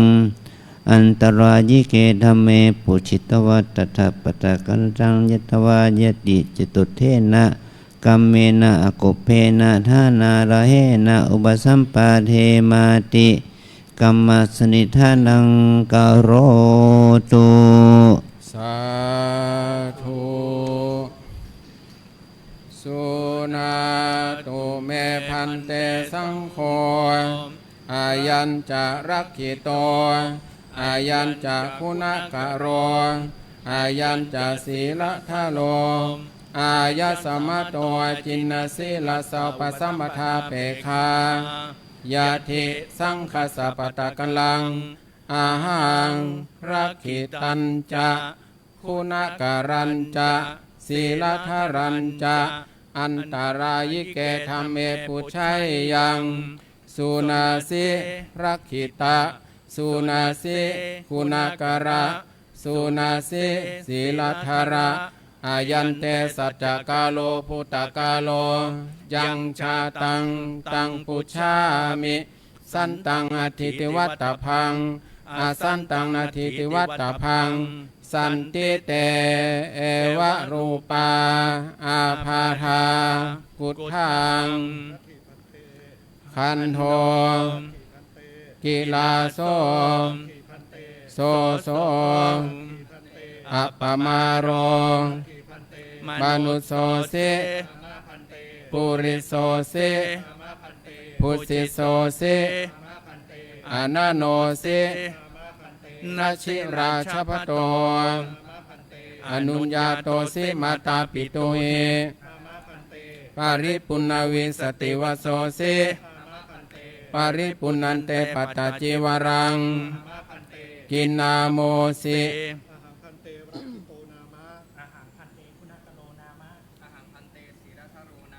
โกนามะเตอุปัชฌายโยเมพันเตอายัสสมาอาชินนสีโลนามะ สุนาตุเมพันเตสังโฆอายัญจะรักขิโตอายัญจะคุณกะโรอายัญจะศีลทาโรอายะสมะโตจินนสีลสัพพสัมปทาเปคาปาริสุทธานตรายิเกหิธัมเมหิปาริปุณณามิเมสังปัตตจิวรังรักขิโตจะคุณกะโรจะศีลทาโรจะสังฆังอุปสัมปทังยาจันติอายะสมตาจินนสีเลนุปชายเยนะยะธิสังฆสปตะกลังสังโฆรักขิตัญจะคุณกะรัญจะศีลทารัญจะอุปสัมปาทัยยะอายะสมตาจินนสีเลนุปชายเยนะเอสายติสุนาตุเมพันเตสังโฆอายัญจะรักขิโตอายัญจะคุณกะโรอายัญจะศีลทาโรอายะสมะโตจินนสีลสัพพสัมปทาเปคาปาริสุทธานตรายิเกหิธัมเมหิปาริปุณณามิเมสังปัตตจิวรังรักขิโตจะคุณกะโรจะศีลทาโรจะสังฆังอุปสัมปทังยาจันติอายะสมตาจินนสีเลนุปัชฌายเยนะสังโฆรักขิตัญจะคุณกะรัญจะศีลทารัญจะอุปสัมปาเทติอายะสมตาจินนสีเลนุปัชฌายเยนะ ยัสสายะสมโตกามติ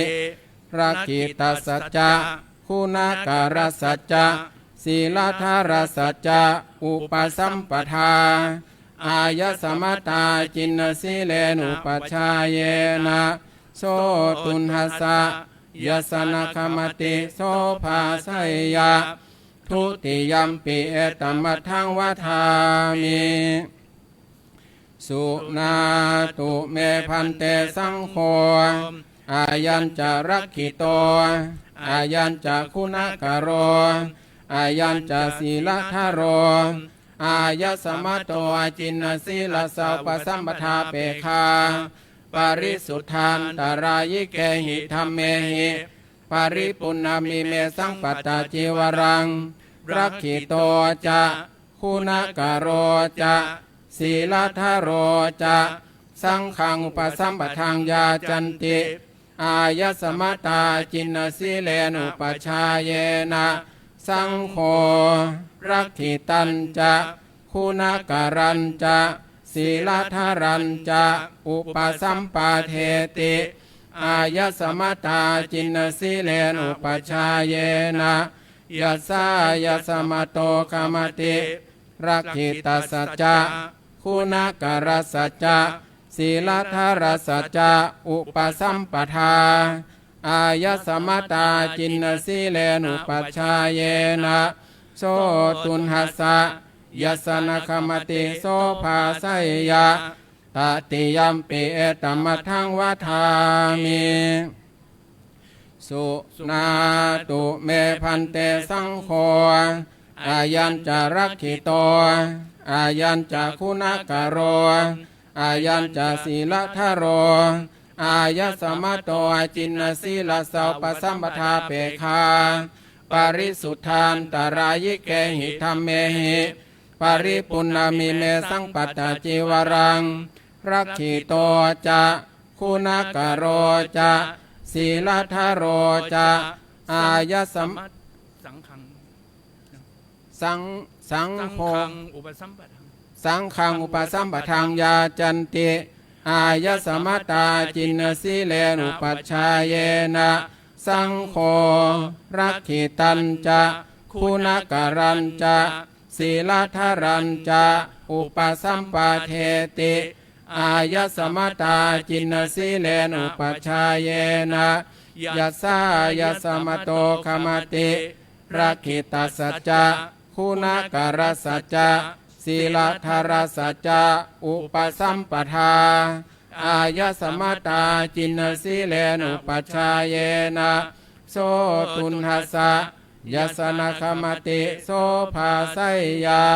อุปสัมปันนาสังเขนะรักขิโตจะคุณกโรจะ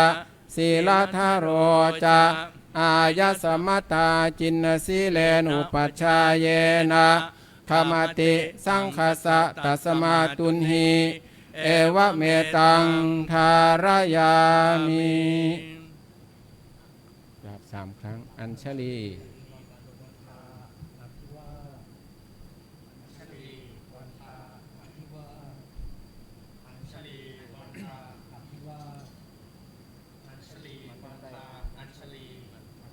ขยับถอยหลังพ้นพระสงฆ์ก็อ้อมไป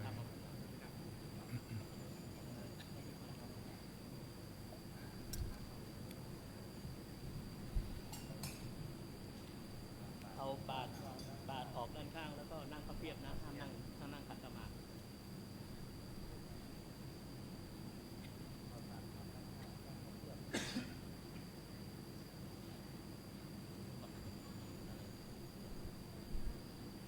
นั่งเลยบอกเขานั่งเลยบาทไม่ต้องห่วงนั่งเลยนั่งพับเพียบ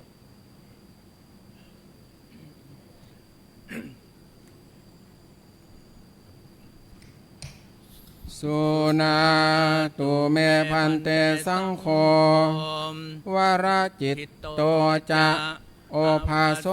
จะอายะสมโตจินสีลสัพพสัมปทาเปคายาธิสังคสัพปตะกัลลังอาหังวรจิตตันจะโอภาสันจะ อนุสาไสยัง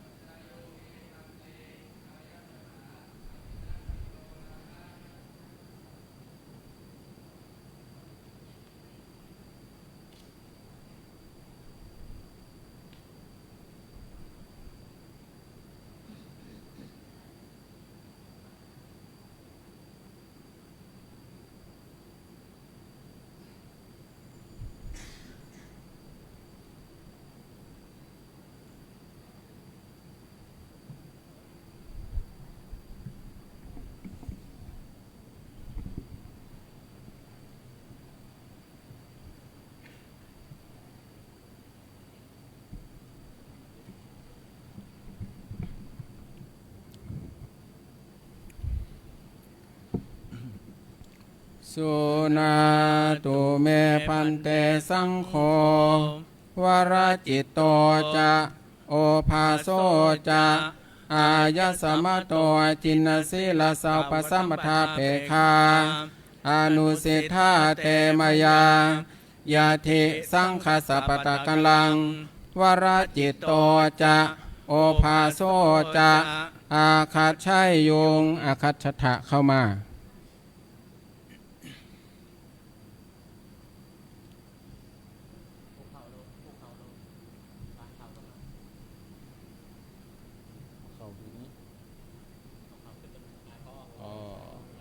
บางซ้ายมือ กราบพระอุชา ตรงนั้นกราบพร้อมกัน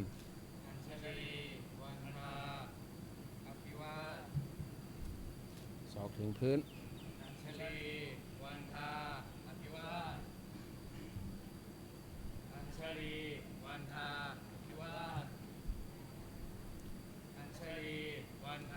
รูปแรกเอานี้ถวาย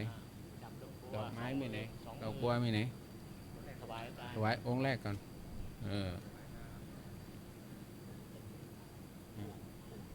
ขอคำขอผสมบทสังคำพันเตอุปสัมปทานยาจามะ อุณลุง ปัตุโนพันเตสังโฆอนุกัมปังอุปาทายะทุติยมปีพันเต สาม อุป ค สัมปทาน ำทุติยมปีไหมทุติ ยมปีพันเตสังฆังอุปสัมปทานยาจามะ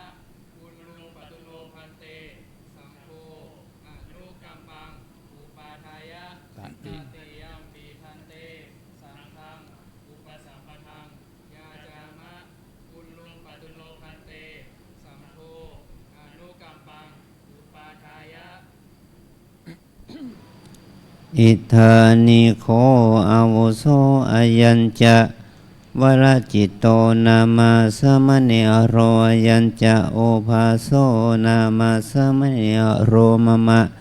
อุปสัมปทาเปขาอุปสัมปทังอากังขมานาสังขังยาจันติอาหังสัพพวิบังสังขังอเชสามิสาธุอโวโสสัพโพยังสังโฆ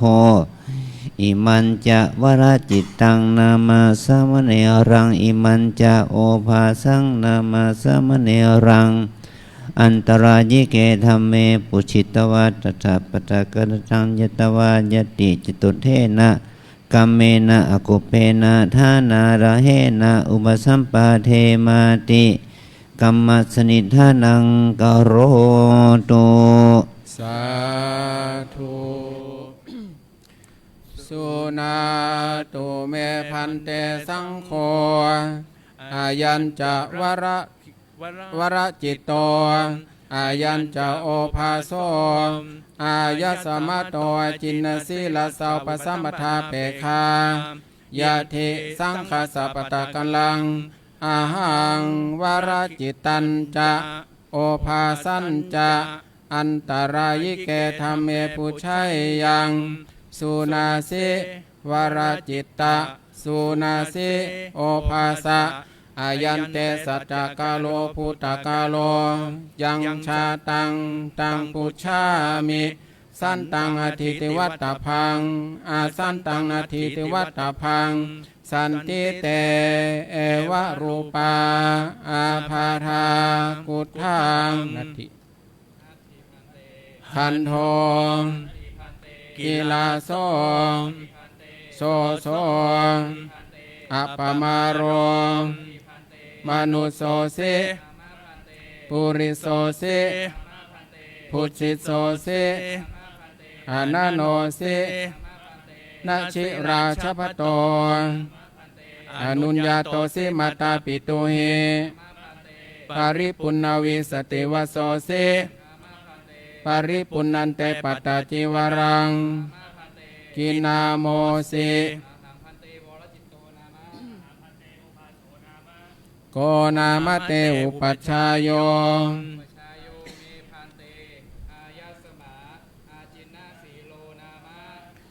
สุนา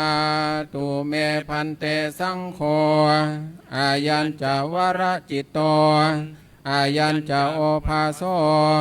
อายสมะโตจินสีลาสาวปสัมปทาเปคา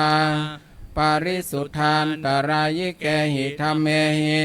ปาริปุณณามิเมสังปัตตาจิวรังวรจิตโตจะโอภาโสจะสังขังอุปสัมปทังยาจันติอายสมตาจินสีเลนุปัชฌายเยนะ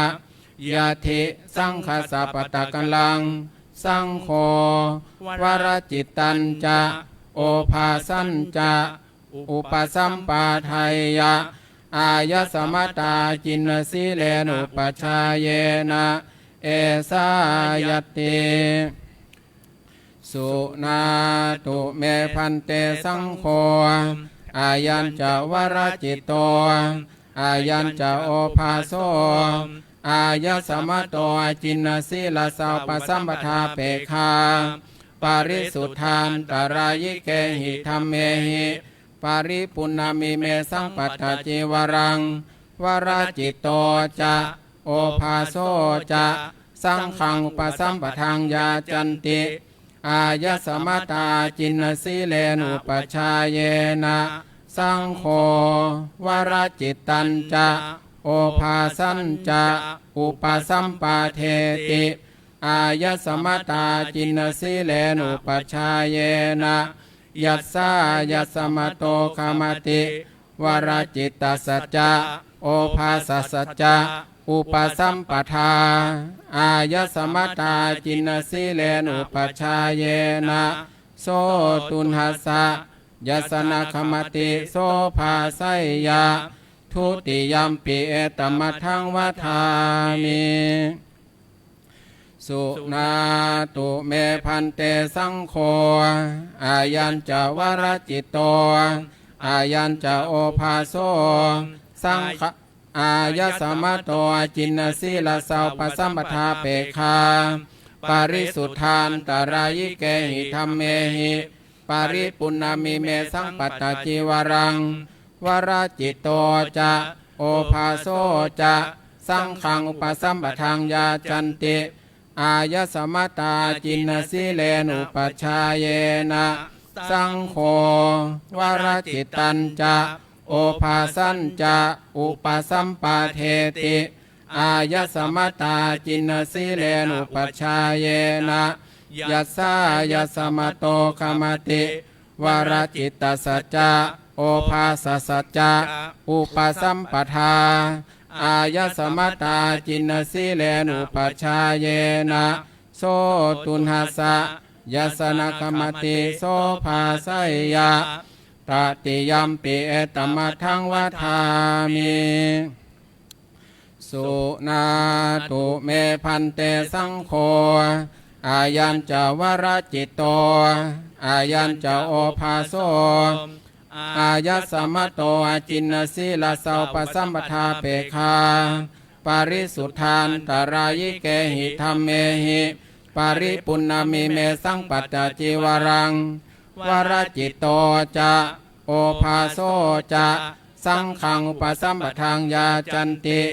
อายะสมตาจินนสีเลนุปชาเยนะสังโฆวรจิตตัญจะ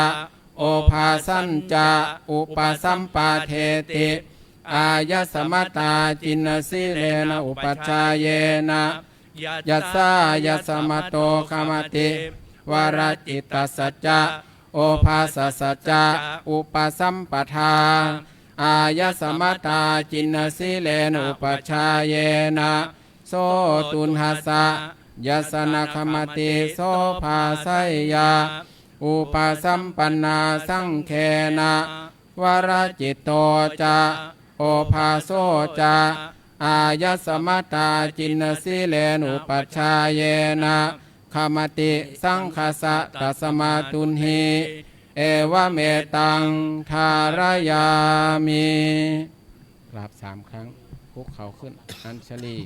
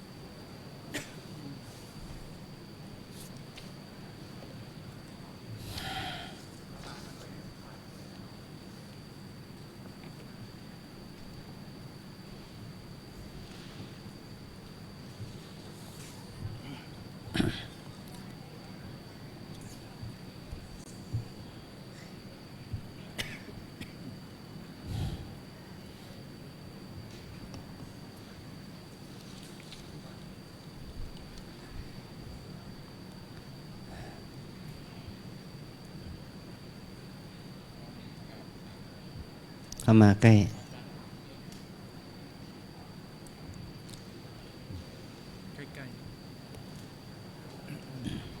ชลีวันทาอภิวาทอัญชลีวันทาอภิวาทอัญชลีวันทาอภิวาทอัญชลีวันทาอัญชลี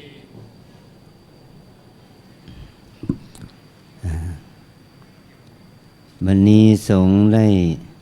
ประกอบยติจตุตกรรมวาจาให้การอุปสมบทแก่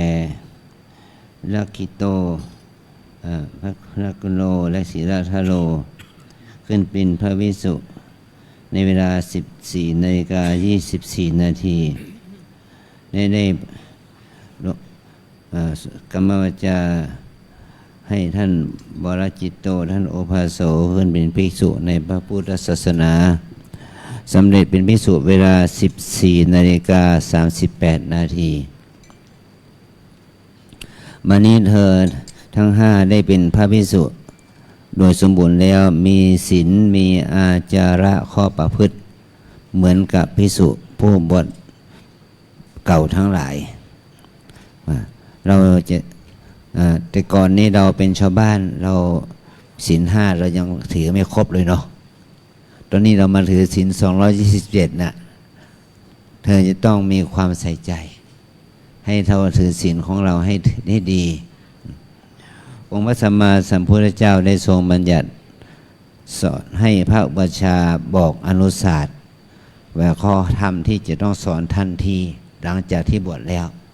มี8อย่างเป็นข้อที่ควรประพฤติปฏิบัติ4อย่างข้อที่ควรเว้น4อย่างเราจงได้จำไว้ที่ข้อที่ควรประพฤติปฏิบัติเรียกว่านิสัยหรือเกิดอริยกิจ4กิจที่ต้องทำเป็นประจำมี4อย่าง1ภิกษุเมื่อบวชแล้วพึงบิณฑบาตเลี้ยงชีพอาชีพชาวบ้านเนี่ยเราจะมีอาชีพมีเงินเดือนอะไรก็ตามแต่เราจะต้องหยุดมีอาชีพของเราคืออาชีพบิณฑบาตเลี้ยงปากเลี้ยงท้องตอนที่เราเป็นพระนะตอนเราเป็นพระอธิเรกลาภที่จะเพิ่งเกิดขึ้นกับเราได้เมื่อว่าเป็นกิจนิมนต์สังฆทานสรากพัสสังฆพัสอาหารเหล่านี้เป็นอาหารที่เป็นอธิเรกลาภกิจนิมนต์ประเภทนี้มีก็ได้ไม่มีก็ได้แต่ชีวิตของเราอยู่ได้ด้วยบิณฑบาตเนาะอันที่สองภิกษุเมื่อบวชแล้วเราทิ้งเสื้อผ้าของชาวบ้านมานุ่งห่มผ้ากสาวพัดเราเรียกว่าผ้าบางสุกุลผ้าบางสุกุลคือผ้าที่เขาทิ้งคุกฝุ่นแล้วเราเอามาซักมาเย็บมาย้อมมานุ่งมาห่มเป็นผ้าไตรจีวรของเรานะแต่ปัจจุบันนี้เราได้ผ้าเนื้อดีเป็นคฤหัสถ์เป็นคฤหัสถ์บดีจีวรเนี่ยเป็นผ้าฝ้ายผ้าปานผ้าไหมผ้าลินินผ้าขนสัตว์เป็นผ้าใยสังเคราะห์แทนจากผ้าที่เป็นผ้าคุกฝุ่นผ้าที่เขาทิ้งแต่เราได้ผ้าเนื้อดีมาตั้งแต่วันแรกแล้วทุกคนเพราะปัจจุบันนี้ผ้าหาง่ายอันที่สามภิกษุเมื่อบวชแล้วเราทิ้งครอบครัวเราทิ้งเคหสถานบ้านเรือนมาต้องมาอยู่วัดมาอยู่อารามหรือมาอยู่ที่เป็นป่าเขาใต้ต้นไม้เขาเรียกว่ามาอยู่ลูกขมูลว่าอยู่ใต้ต้นไม้ปัจจุบันนี้เรามีวัดแล้ววัดเขาก็มีบทบัญญัติว่าให้สร้างกุฏิสร้างศาลาสร้างวิหารสร้างหอฉันให้พระอยู่อาศัยเราโชคดีเราไม่ต้องไปอยู่ใต้ต้นไม้อาศัยต้นไม้แต่เราอาศัยกุฏิศาลาวิหารนี่แหละเมื่อเราแล้วอาศัยสิ่งเหล่านี้เราต้องดูแลเอาใจใส่เขาให้ดีห้องน้ำห้องท่าต้องทำความสะอาดให้ดีที่ดับที่นอนหมอนมุ้งก็ทำความสะอาดให้ดีนะอันที่สี่ภิกษุเมื่อบวชแล้วเราเป็นเมื่อเรามาบวชแล้วก็ร่างกายของเราก็เป็นร่างกายมนุษย์เนาะมันก็มีโรคภัยไข้เจ็บเบียดเบียนเราต้องฉันยาสมัยก่อนนั้นเป็นเรื่องฉันยาดองด้วยน้ำมูดเน่ายาดองด้วยน้ำปัสสาวะนี่แหละถ้าเราเปิดไข้ก็กินยาดองนั้นแต่ปัจจุบันนี้เรากินยาแผนไทยแผนปัจจุบันยาเคมีภัณฑ์รวมไปถึงวัคซีนนะถ้าเราป่วยไข้เราก็กินยาสมัยใหม่แทนยาสมัยเก่านะยาสมุนไพรก็ใช้ได้เนี่ย4อย่างเนี่ยมี3อย่างเราไม่ทำแล้วมีอย่างเดียวที่เราทำอยู่คือบิณฑบาตเราต้องมีบาตรสำหรับเป็นบริขารบิณฑบาตรับอาหารจากชาวบ้านนะอัน4อย่างที่2นี่เป็นสิ่งที่เราไม่ควรทำไม่ควรประพฤติมี4อย่าง1ให้นึกถึงศีล4ข้อศีล5นะศีลข้อ1ถึงข้อ4นึกศีล4ข้อเนี่ยคือให้เราเว้นจากการฆ่านุ่งหมายถึงฆ่ามนุษย์เป็นสำคัญถ้าเราฆ่ามนุษย์หรือว่ามันจะทำให้เราพ้นจากความเป็นพระเว้นจากการลักขโมยทรัพย์สมบัติของเพื่อนสาธมิกพระสงฆ์องค์นี้ด้วยกันหรือของชาวบ้านก็ตามแต่ถ้าเราขโมยของเขามันจะทำให้เราพ้นจากความเป็นพระ3เว้นจากการเสพเมถุนนะเสพกามเสพเมถุนแม้จะหญิงก็ตามชายก็ตามแม้แต่สัตว์เดรัจฉานก็ตามถ้าเราเสพเมถุนกับสัตว์ คนสัตว์ที่มีชีวิตก็ตามไม่มีชีวิตก็ตามมันจะทำให้เราพ้นจากความเป็นพระนะอันข้อที่ 4เว้นจากการพูดมุสาข้อ 4มุสาเกี่ยวกับเรื่องของอุตริมนุษยธรรมอวธรรมอันยิ่งของมนุษย์มุ่งหมายถึงฌานอภิญญามากผลอวดอ้างว่าตัวเองตาทิพย์หูทิพย์อย่างนี้ไม่ได้นะมีเจตนาพูดมุสาก็ทำให้เราพ้นจากความเป็นพระได้นะ4 ข้อนี้เราไม่ควรทำไม่ควรประพฤติจะไม่ง่ายว่าศีล4 ข้อนะลูกนะเว้นจากการฆ่าเว้นจากการลักขโมยเว้นจากการเสพกามทุกประเภทเว้นจากการพูดมุสาเกี่ยวกับคุณธรรมวิเศษนะเนี่ยข้อให้เราต้องเมื่อเราบวชแล้วเราต้องประพฤติปฏิบัติไตรสิกขาคือเจริญวิปัสสนากรรมฐานตามที่เราได้ปฏิบัติศีลสมาธิปัญญา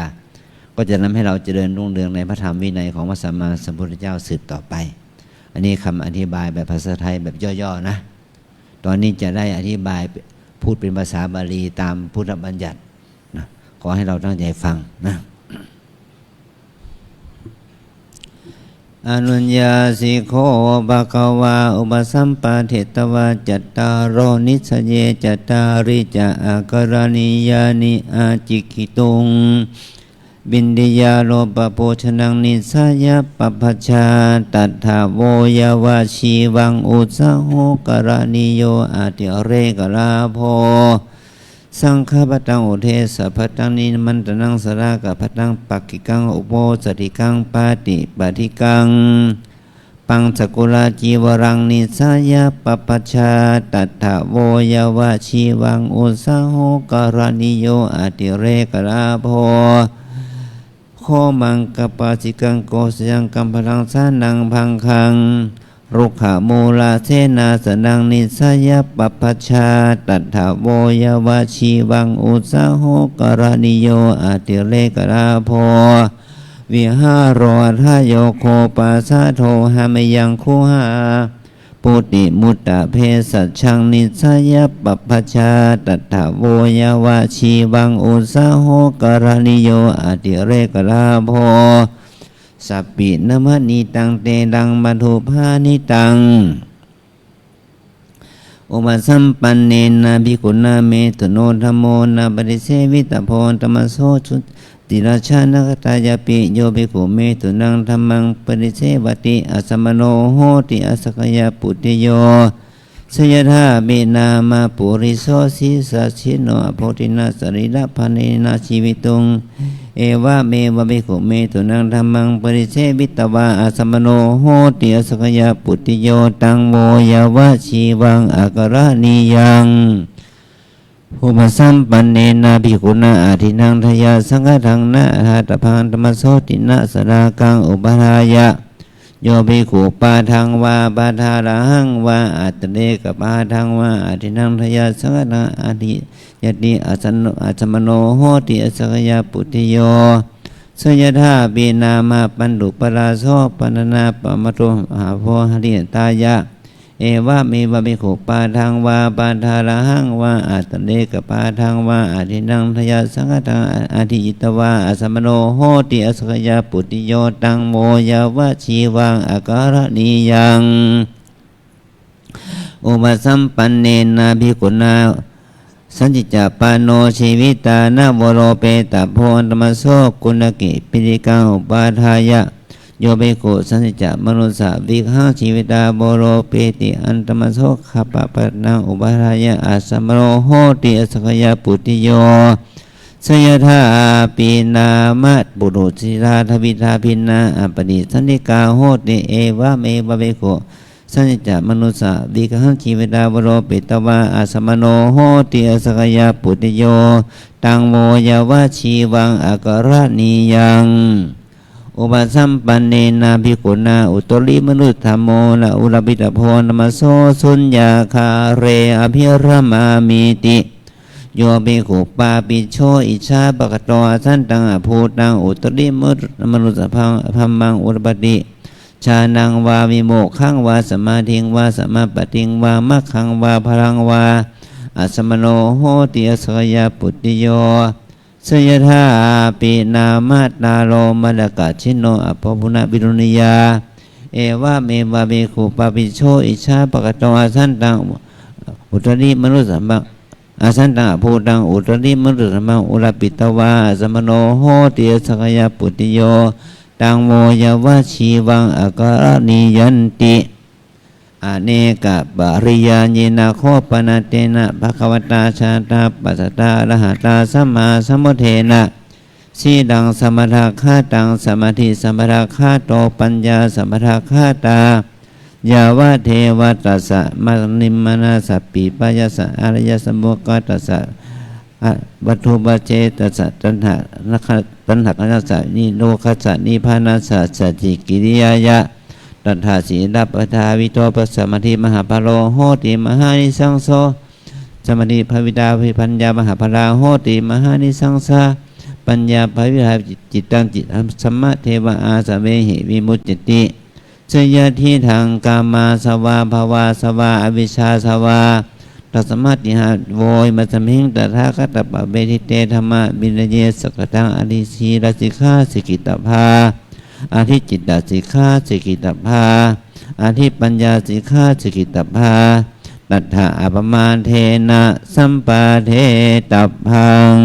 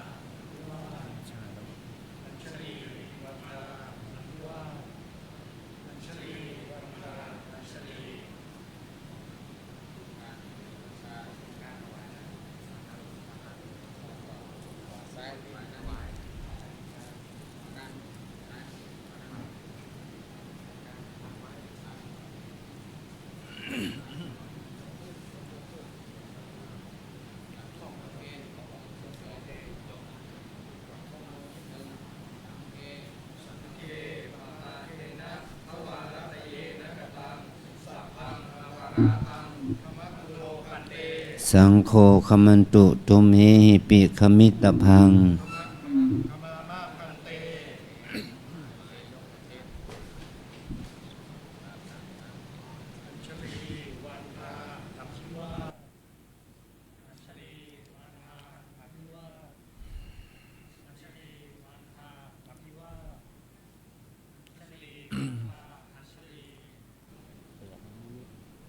บรรพชา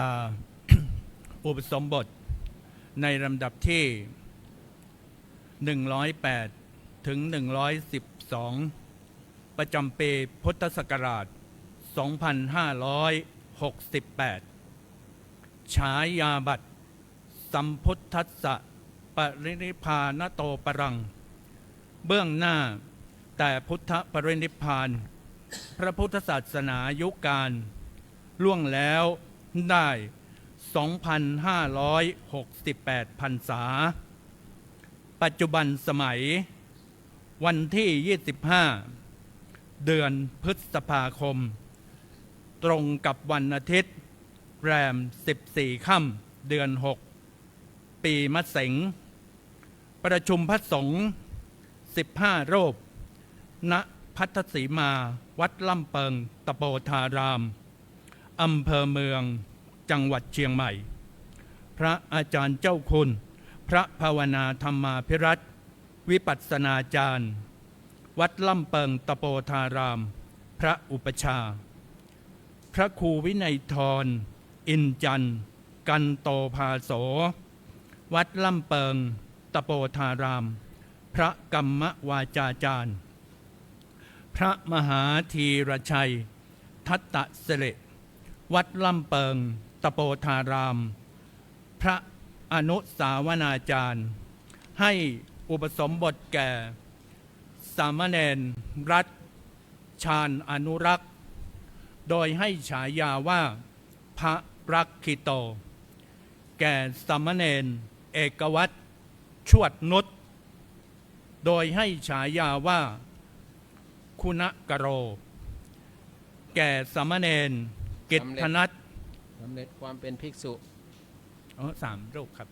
3 รูปก่อนรังสียานนท์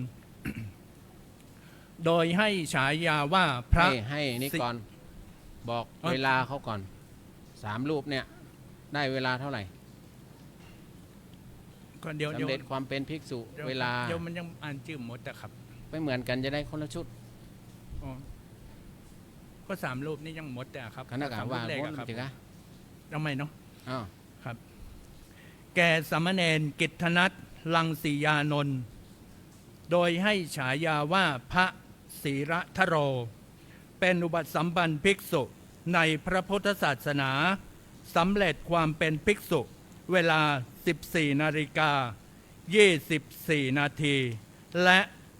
ประชุมพระสงฆ์18 รูปให้อุปสมบทแก่สามเณรนัชพลเหล่าพาณิชพิทักษ์โดยให้ฉายาว่าพระวรจิตโต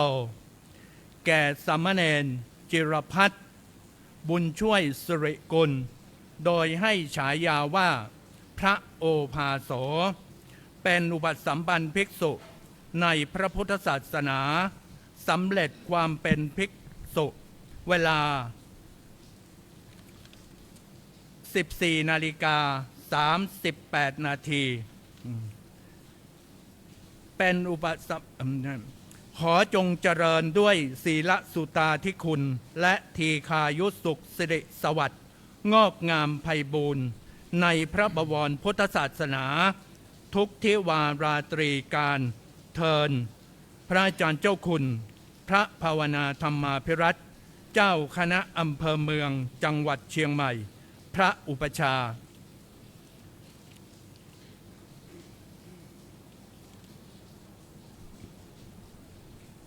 เต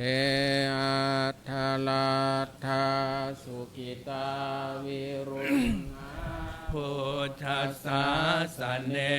อโรคาสุขิตาโหทัสสะหัสสะเพ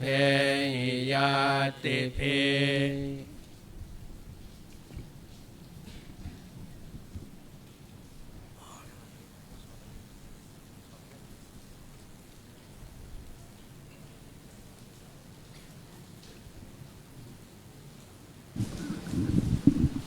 กรณียมันทากุสะเลนะยันตังทันตังพาทังอาภิสเมจัสสะโกโอชูจะชูจะโสวาจุจะสะโมโทอานาทิมานิสันตุสะโกจะโสภาโรจะอาปากิโจลาหุกาวุติสันตินทานิโยจานิปะโกจะอาปะกัปโปอานานุขิโทนาจาคุทังจามาจาเลกินเจเยนะวินโยทายุงสุขิโนวะเขมิโนโหนตุสัพเพสัตตาภาวันตุสุขิตัตตาเยเกจิปานาพุตติทาวาราวาอนาวาเสสาธิคาวาเยมาหันตาวามาชิมาลัสสกาอนุกาธุระจาอาทิตาเยจาโทเรวาสันติอาวิทุเรภูตาวาสัมภาเวสีวาสัพเพสัตตาสุขิตัตตานาปาโรปารังนิโกเพธานาทิมันเยทากาทาจินังปายาโลสนาปาริคาสัญญานัญญามัญญาสะทุกขามิจยามาตายาถามนุระเกเอวัมปิสัพพะพุทเตโสมานะสัมภาวะเยอะปาริมานังกัสสมิงมานะสัมภาวะเยอะปาริมานังอุทังอาโทจเจเรยัญจาสัมภาทังอาเวรังอาชาปตังทิตัญจารังนิสินโนวา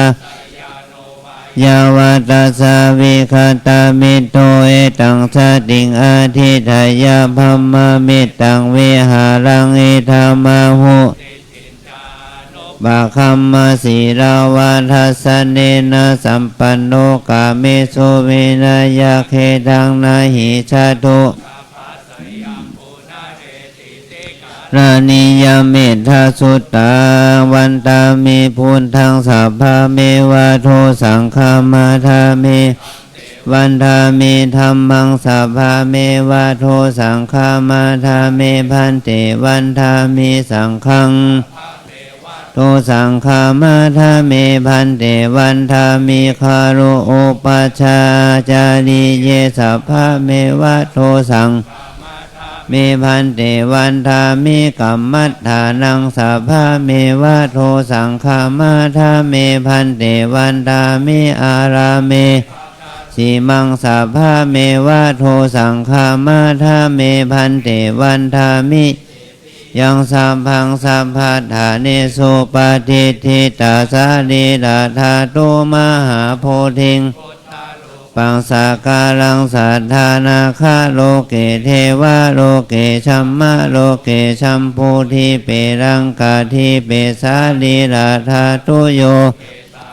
จุโยอะระหันตาธาตุโยเจติยังคันธาคุติงจตุราสิติสาหเส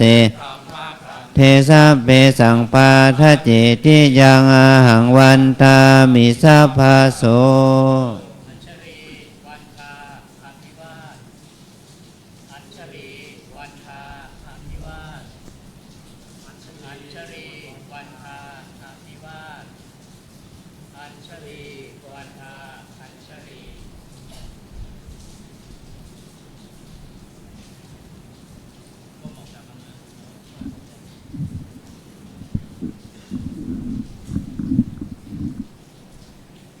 มันตัน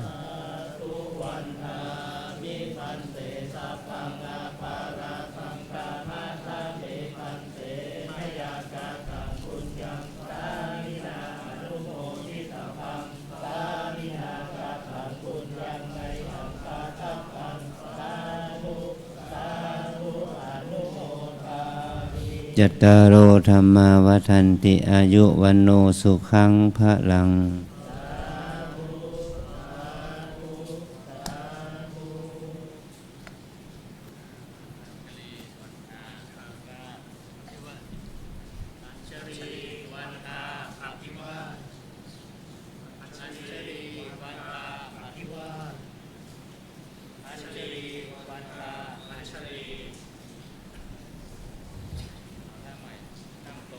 พระใหม่ทั้ง5รูปนะครับอุ้มเอาบาตรมาตัวนะครับเนะรูปที่1รูปที่2รูปที่3ฝั่งนี้นะครับเนาะรูปที่4แล้วก็รูปที่5ครับ4กับ5นั่งแล้วก็หันหน้าออกไปด้านนอกนะหันหน้าออกไปหาคุณพ่อคุณแม่ศรัทธาญาติโยมก่อนนะครับเนาะคุณพ่อคุณแม่ศรัทธาถ้าเป็นพ่อจ่ายได้ก็ดีนะครับเนะยกน้ำสปอนเซอร์น้ำเปล่าประเคนถวายท่านตัวนะครับเนาะตอนนี้เป็นตู้เจ้าละมาสามารถจะฉันได้ถ้าบางพิไผ่เท่าประเคนนะครับเนาะประเคนท่านตัวนะครับนะช่วงเวลานี้ขออนุญาตเทียบทายทานด้านหน้าผสมกันนะครับ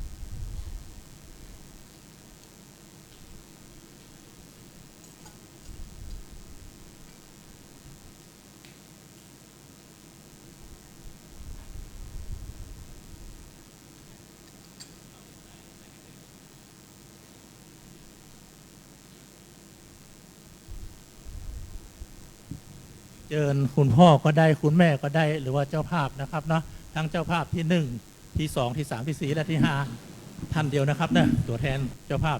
แต่ละท่าน1ท่านนะครับเนาะนำเอาซองปัจจัยพระพุทธและเดินไปนั่งใกล้ๆแม่ชีเลยนะครับเนาะเพราะฝนตกนะครับเดินอ้อมข้างหลังนะครับเนี่ยเดินอ้อมไปได้เลยครับ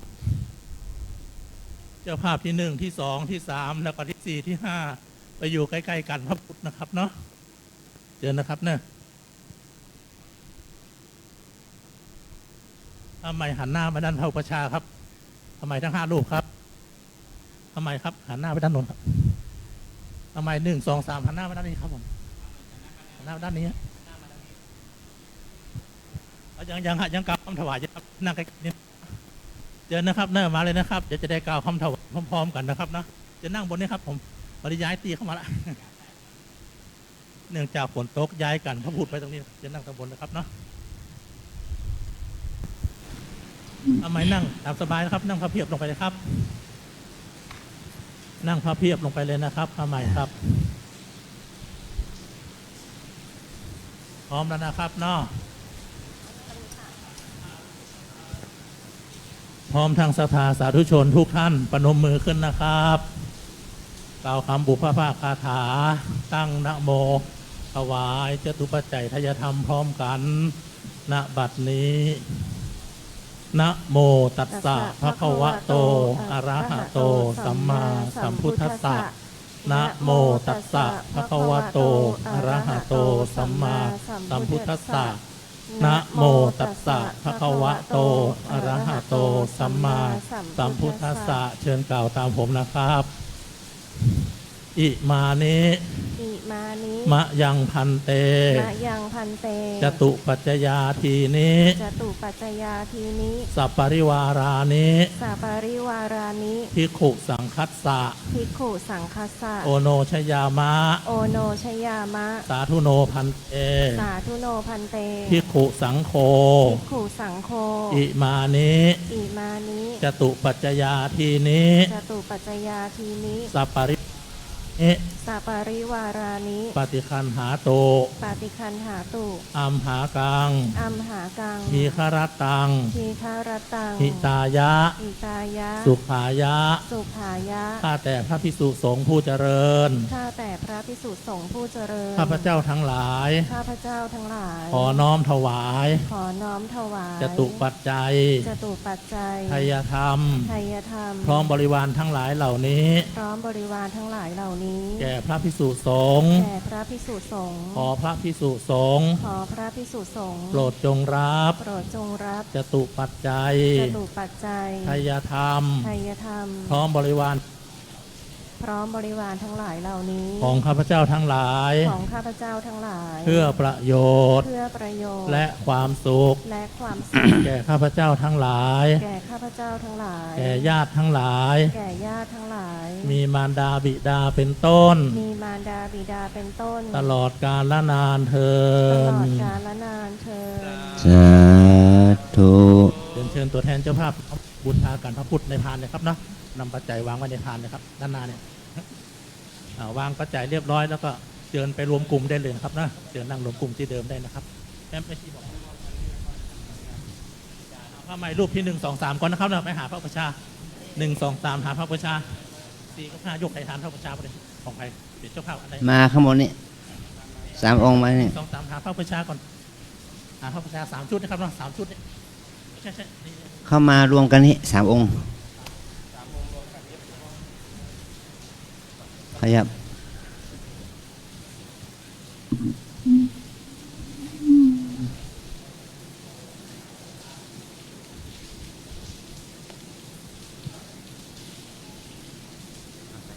ทั้ง3 รูปด้านโน้นนะครับด้านซ้ายเลยครับ4 กับ 5หาพระประชาเลยครับ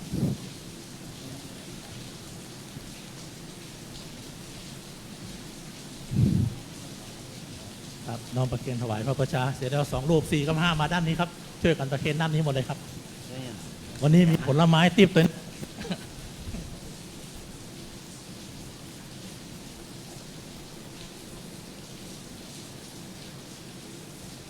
ครับหันหน้ามาด้านพระประชาครับทำไมฮะเตรียมน้ำหยาดน้ำกรวดไปเลยนะครับเนอะย้ายมาวางด้านหน้าเลยนะครับทำไมก็ต้องกรวดน้ำในตอนแรกนี้ก่อนนะครับเนาะครับเสร็จแล้วกับนั่งที่เดิมนะครับทำไมครับ สาธุชนทุกท่านเตรียมน้ำยาทั้งปวงไว้นะครับรับฟังสัมโมทนิยคาถาและอนุโมทนาคาถาชานะครับครับผม พระใหม่หันหน้ามาทางพระสงฆ์โยมพ่อโยมแม่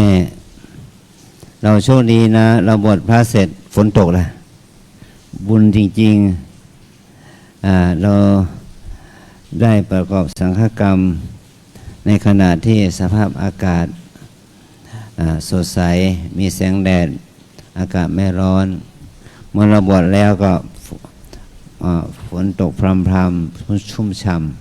ำให้เราเป็นเวลาที่เหมาะที่ควรเราทั้งหลายได้พระใหม่ทั้งคนพ่อคนแม่พี่น้องญาติมิตรญาติโยมเนี่ยเราได้ร่วมใจกันสร้างพระขึ้นมา5 รูปพระไม่ใช่พระพุทธรูปไม่ใช่พระที่เรากราบไหว้ในฐานะเป็นพระพุทธรูปโดยความเป็นพวกโลหะหินดินทรายแต่เราสร้างพระที่นี่ก็คือสร้างพระด้วยชีวิตสร้างพระที่มีเลือดเนื้อและชีวิตถือว่าเป็นมหากุศลเป็นบุญมากแม้นบางประเทศบางพื้นที่นี่เขาจะมีโบราณสถานโบราณวัตถุมีพระพุทธรูปอยู่มากมายแต่เขาไม่นับว่ามีพระพุทธศาสนาเพราะว่าในพื้นที่นั้นเป็นศาสนาเป็นประเทศอื่นที่นับถือศาสนาอื่นไปแล้วแต่ถ้าศาสนาพุทธมีอยู่ไม่ได้หมายความว่ามีพระพุทธรูปพระธาตุเจดีย์อยู่แต่ศาสนาพุทธมีอยู่ก็หมายความว่ามีพุทธศาสนิกชนมีพระภิกษุสามเณรมีชาวพุทธอุบาสกอุบาสิกานะรักษาพระศาสนาประกอบพิธีกรรมทางศาสนาตามความศรัทธาตามความเชื่อที่พระพุทธเจ้าทรงสั่งสอนนี่พวกเรานะได้ทำกิจหน้าที่นี้ให้เรารู้ว่ามันการกระทำนี้มันเป็นมหากุศลเป็นบุญเนี่ยเพราะพระใหม่ก็บวชตัวเองจากผู้ชายจากชาวบ้านมาเป็นพระพ่อแม่ก็บวชลูกของตนเองปู่ย่าตายายก็บวชหลานของตนเองลุงป้าน้าอาพี่พ้องก็บวชญาติของเราให้มาเป็นพระภิกษุหมายความว่าเราทั้งหลายนั้นได้เป็นญาติของพระพุทธเจ้าในการที่เราได้มาบวชพระในการมาบวชเป็นพระลูกหลานเราเนี่ยเราจะได้เป็นญาติของพระพุทธเจ้าเราบวชพร้อมกับพ่อแม่ปู่ย่าตายายบวชลูกหลานเนี่ยไม่ใช่ประโยชน์กับเราคนอย่างเดียวเป็นประโยชน์ต่อปู่ย่าตายายปู่ทวดย่าทวดญาติมิตรพี่น้องที่ร่วงรับเราขันไปแล้วด้วยขอให้เราได้กรวดน้ำอุทิศไปถึงบรรพบุรุษพ่อแม่ปู่ย่าตายายญาติมิตรทั้งหลายเทพเทวาอารักษ์รวมถึงเจ้ากรรมนายเวรทั้งหลายให้ท่านได้อนุโมทนาบุญกับเราด้วยตอนนี้ไปขอให้เราได้ตั้งใจทำนะกรวดน้ำเตรียมกรวดน้ำนะครับทั้งพระใหม่ทั้งศรัทธาสาธุชนยะถาวาริวหาปุราปาริปุเรนติสาครังเอวะเมวะอิโตตินังเปตานังอุปกัปปติอิจิตังปัฏฐิตังตุมหังคิปะเมวะสมิจฉตุสัพเพปุเรนตุสังกัปปาจันโทปนะระโสยถามณิโชติระโสยถาวิวันชันตุสัพพะโลกโควินาศตุมาเตภวันตรายโยสุขีทีขายุโกสีลิสนินจังมุนทาปัจจายิโน ตารโอธรรมาวันทันติยุวันโนสุขังภาลังเตอันทลันทาสุขิตาวิรุณพุทธัสสะสะเนอโรคาสุขิตาทัสสะหัสสัมเพหิยาติพิเตอันทลันทาลุนหาพลทัสสะสะเนอโรคาสุขิตาโหทัสสะหัสสัมหิยาติพิเตอันทลันทาสุขิตาสะเนอโรคาสุขิตาโหทัสสะหัสสัมเพหิยาติภิภวตุสัมภมังขันตุสัมภเทวตาสัมพุทธานุภาเวนัสสัทธาโสนภวันตุเตภวตุสัมภมังคลังรังตุสัมภเทวตาสัมภธรรมานุภานัสสัทธาโสทิภวันตุเตภวตุสัมภลังรังขันตุสัมภเทวตาภสังฆานุภาเวนัสสัทธาโสทิภาวันตุเต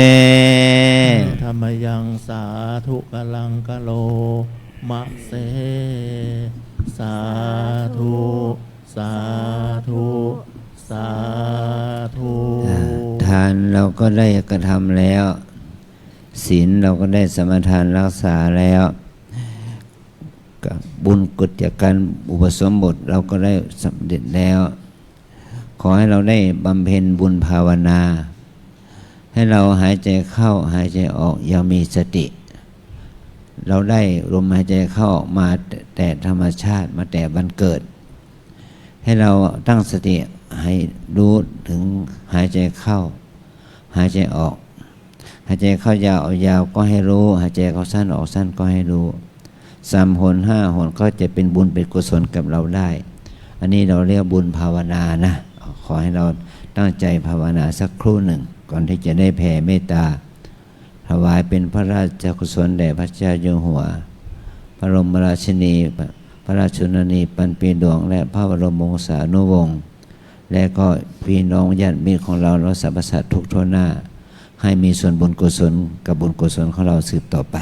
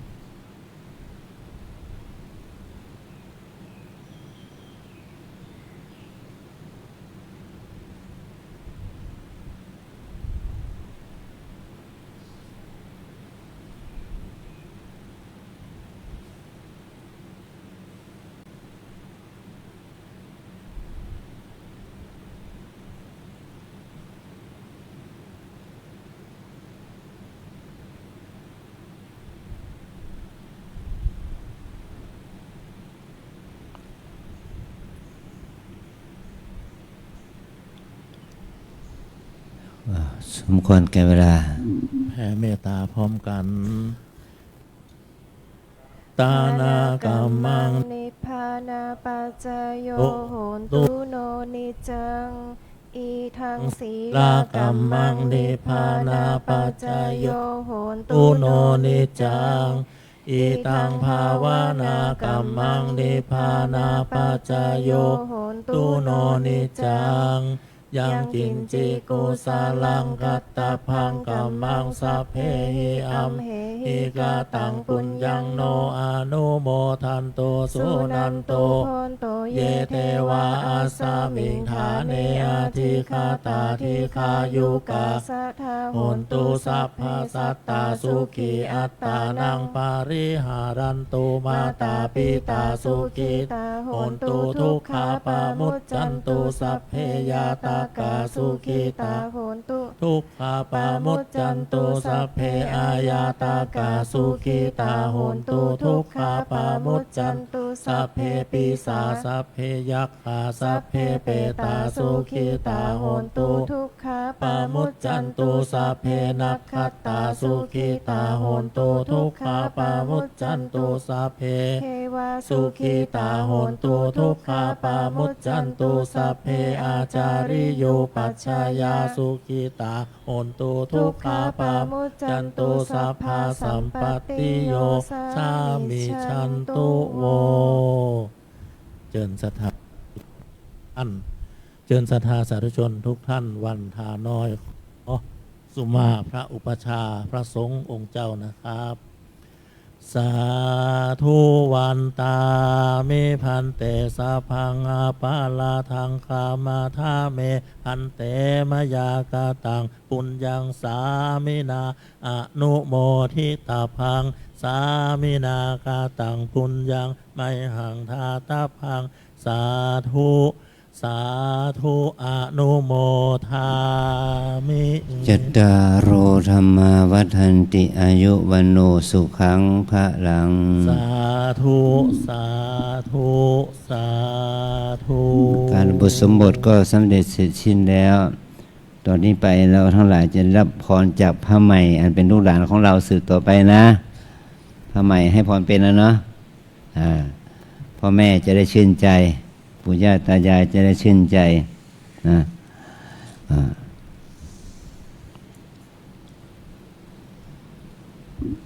นิมนต์พระใหม่ทั้ง5 รูปหันหน้าออกด้านนอกนะครับนะหันหน้าออกด้านนอก แล้วก็จับตลับปัดออกมาตั้งไว้ด้านหน้าเลยนะครับนะจับตลับปัดออกจากขาตั้งนะครับนะตั้งไว้ด้านหน้านะครับนะนั่งพระเพียบได้ก็จะดีนะครับเนาะถ้าสามารถนั่งได้นะครับนะครับรูปที่ 1เอาไม้จะนะครับเนาะจะได้ปั่นปอนไปพร้อมๆกันนะครับตั้งจิตตั้งใจฟังนะ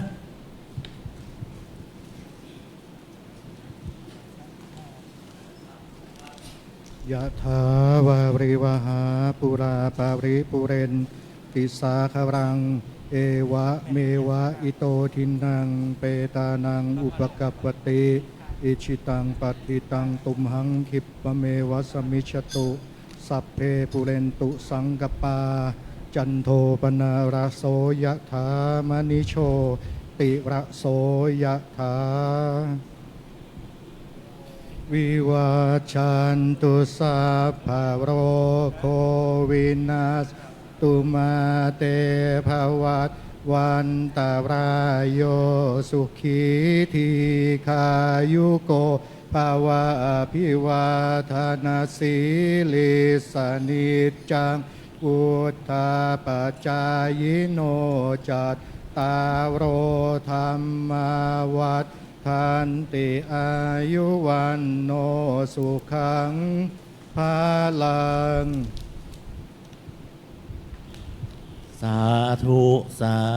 ธุสาธุเนื่องจากว่าเทวดายังประกับสวรรค์ชั้นฟ้าหมดเนาะยังอ่อยๆปล่อยๆอยู่นะครับเนอะเพราะฉะนั้นกิจกรรมต่อไปก็คือทำบุญตักบาตรพระใหม่จำเป็นจะต้องเห็นใจเทวดานะครับเนาะเพราะฉะนั้นคณะศรัทธาเก็บชุดน้ำหยาดก่อนนะครับเนอะเก็บแล้วก็อาจจะเทกรวดลงตรงหน้าต่างก็ได้นะครับตรงนั้นจะมีพื้นดินอยู่นะครับเนาะเสร็จแล้วเมื่อเก็บชุดน้ำหยาดเรียบร้อยนะครับเนอะคณะศรัทธานั่งชิดหน้าต่างนะครับเนอะก็เดี๋ยวผมจะนิมนต์พระใหม่เดินในศาลานั่นเองครับเนาะเดินวนอ้อมเนี่ยครับเนอะคณะศรัทธานั่งที่เดิมนะครับนะแต่ว่ากระจายชิดหน้าต่างนะครับชิดอะไรครับจะได้ทำบุญตักบาตรพระใหม่ได้นะครับเนาะขยับชิดหน้าต่างเลยนะครับนะเดี๋ยวพระใหม่เดินไปทางในศาลาเลยนะครับเนาะ ทางพื้นที่คณะสถานั่งอยู่ตรงนี้แหละจะเป็นที่เดินของพระใหม่นะครับ ทั้ง5รูปนะครับเดินบิณฑบาตนะครับผมเดินบิณฑบาตเลยทางไหนครับนั่งบนนี่เลยครับ ต้องเปียกฝนนะครับเนาะครับเพื่อจะ